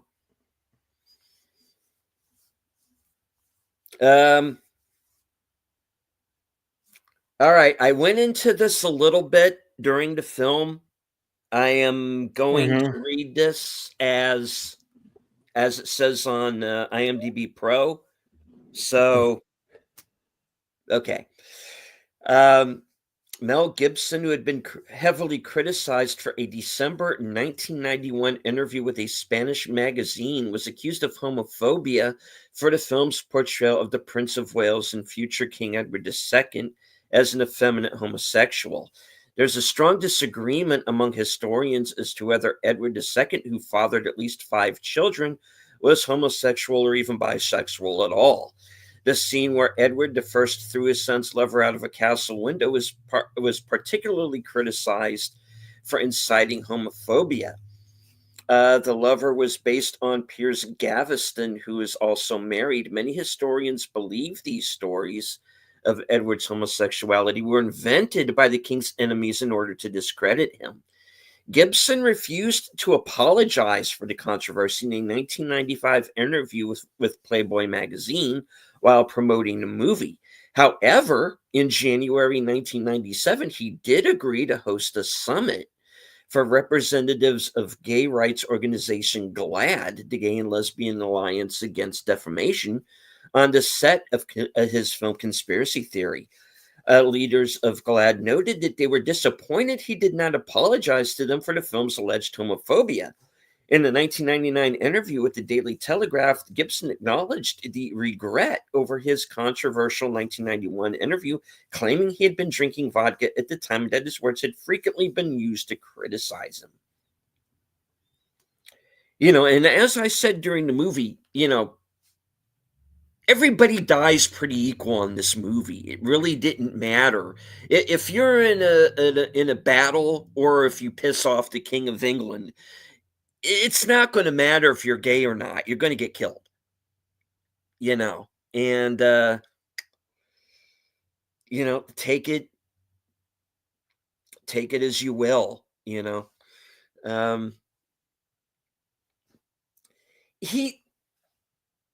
got to look at the scene. He doesn't throw him out of the window because he's gay. He throws him out of the window because he was going to throw somebody out a window, and that was the guy who was there. So, like I said, take it. I think it's kind of the so-called homophobia in the movie. I think it's blown out of proportion, but that's my opinion. All right. So, moving on, going to do a few more here. Sean Connery turned down the role of King Edward because he was filming Just Cause. Many Scots were offended by the film's portrayal of Robert the Bruce, who is considered a national hero. In fact, the name Braveheart refers to Robert the Bruce, not William Wallace. Mel Gibson was on the set of Ransom when Braveheart and Apollo 13 were nominated for Best Picture. He pulled a prank on Apollo 13 director Ron Howard and producer Brian Grazer by giving them an ad that claimed Braveheart was considered for Best Moonshot. The accompanying picture was a shot of the Scottish Army mooning the English. The Scots Gaelic chant That's a good one. Gabroth means Scotland forever. Although Wallace was a lowlander, many of his troops were highlanders, and a large part of the lowlands were still speaking Scots Gaelic at this time in history. 2 weeks before he picked up 2 Oscars for Best Picture and Best Director, Mel Gibson was in the hospital undergoing an emergency appendectomy. Mel Gibson has said he would give $5 to anyone who could spot the fake horses in the final film. Reportedly, he has not had to make good on the wager. Be that as it may, the horse falling into the moat was clearly fake. Yeah. It remained motionless as it fell, not moving its legs, and slowly turned to its side as it fell through the air, not attempting to right itself. This is very unhorse-like behavior. The rough cut of the film initially contained much more violence than the final product. Fearing an NC-17 from the MPAA after a negative test reaction, Mel Gibson went back and personally edited some of the film's most graphic scenes to show the brutality more off-screen. Although the majority of the characters in the film are Scottish, the actors portraying them are mostly drawn from England, Wales, and Ireland. Angus McFadden, who played Robert the Bruce, and Brian Cox, played Argyle, are notable exceptions. Ironically, the one Irish character in the film, Stephen, is played by a Scottish actor, David O'Hara. It's my island. Ireland. Yes. Although playing father and son, James Cosmo and Brendan Gleeson are only 7 years apart in age. In an October 2009 interview with the Daily Mail, Mel Gibson admitted that the film was heavily fictitious, but claimed that the changes had been made for dramatic purposes. He also admitted he always felt he was at least a decade too old to play Wallace. When the members of Clan MacGregor attempt to join Wallace's rebellion against the English, the MacGregor chieftain mildly insults Wallace and his men by calling them Amadons. Amadon is both Scots Gaelic and Irish for fool or idiot.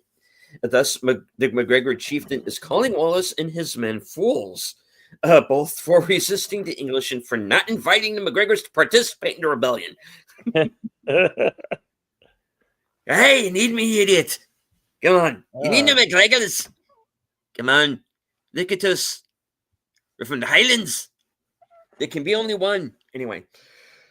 All right, I'll do a couple of more of these because we do have to get Bill to his next stream. So Yes. I'll make it quick.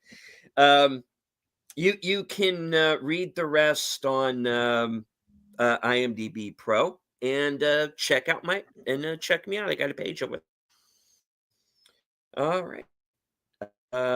Practice, which a noble has to write sex with a woman man's on her website, has never been used in his Britain or Ireland. It would have encouraged rebels. Newly conquered territory are already difficult to govern. It was more common on the continent, notably France.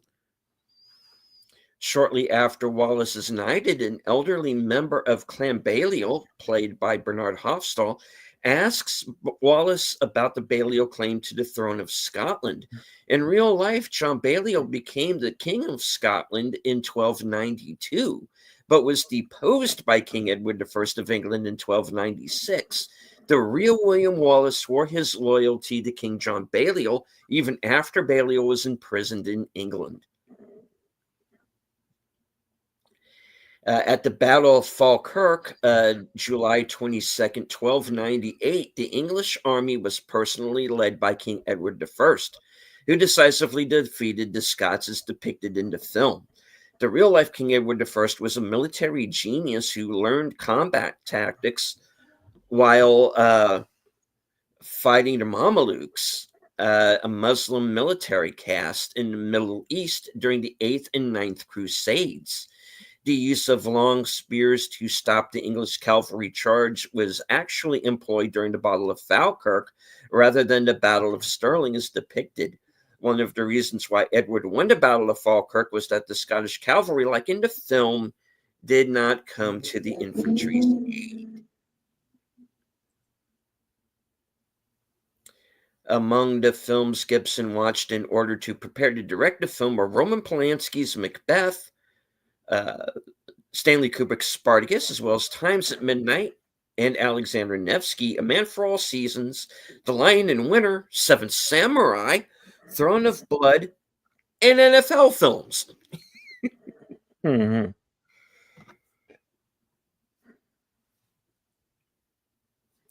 King Edward I was called Longshanks or Longlegs because he was at least 6'2", uncommonly tall for a man at the time. Wallace was even taller at 6'5". However, Mel Gibson is 5'10", while Patrick McGowan is exactly 6 feet 2 inches. All right. All right. Well, I'll leave it at that. And like I said, you can. There's many more. We don't have time to go through them all today, but Yeah. you can read the rest at IMDb Pro. The scrolls are closed. Okay. Next week, we'll be back here for another one of my old-time favorites from the 80s, Philadelphia Experiment with Michael Parr.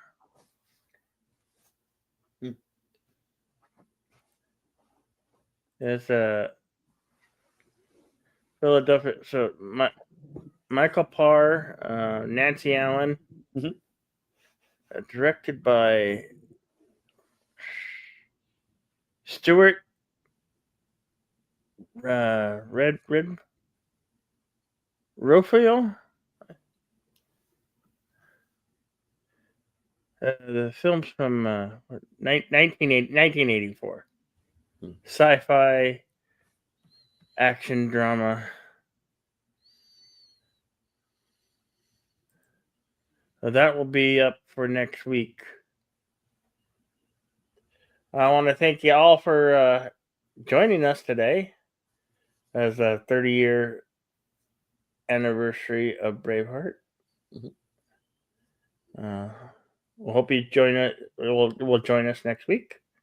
Same time, same channels. And as I always say, always be excellent to each other. Party on, and we'll see you on the next one. I would like to remind everybody that later on tonight, at approximately 11:15 or so, on the East Coast, will be my program Coming Attractions. You get a chance to find out what I am going to be up to for the next week or so. I do want to thank everyone who joined us here in the chat, including some first-time viewers to this film, like JPRPH1. Yeah. Who seems to have enjoyed it. Thank you. Well, history was brutal, indeed. Yes, they did use mechanical horses for the battle scenes. All right.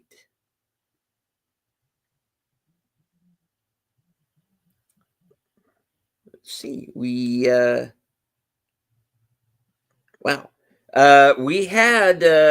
at least at one point during the film over 130 people watching. So I really do appreciate it, and so does Bill, I'm sure, and that's perfectly fine. I know most of you probably didn't engage with the chat, which is great. That's okay. As long as you enjoyed the show, hit the like, share out the stream, and all of that good stuff. This is a film that, even though due to copyright we couldn't show it to you live. Yeah. If you come upon this broadcast after the film, after we're done with the live show here, this is a movie that's readily available, folks. So please, it's available on physical media. I'm sure this is probably on Paramount I somewhere. think it's because they own probably the rights on now, but, probably on Paramount Plus, and it might even be available to watch on Prime. Yeah. So If you have a Prime membership.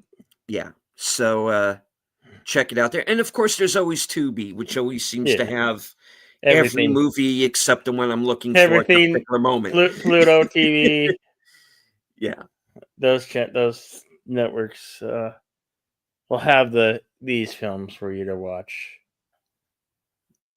Go watch them if you can. please do. And also, as a bit of a primer for this movie, also check out the movie Robert the Bruce, which also stars Angus McFadden. It's kind of an unofficial sequel. Which we're actually going to be doing. I said that we're going to do that probably. Yep. If we don't get to it this year, we'll get to it in the new year. Right. And there's also a film right now on, I think it's still available on Netflix, called Outlaw King, with Chris Pine, Florence Pugh, and Aaron Taylor Johnson. That's also a story about the aftermath of the death of Wallace, and talks about Robert the Bruce and his battles with the English. So that's a good movie. Check that out too. And as I always say at the end of every broadcast from HQ, our second home office in Arizona, and all points north, south, east, west, and beyond. Good night. Take care. Stay strong. Be safe and healthy, because this is how we win.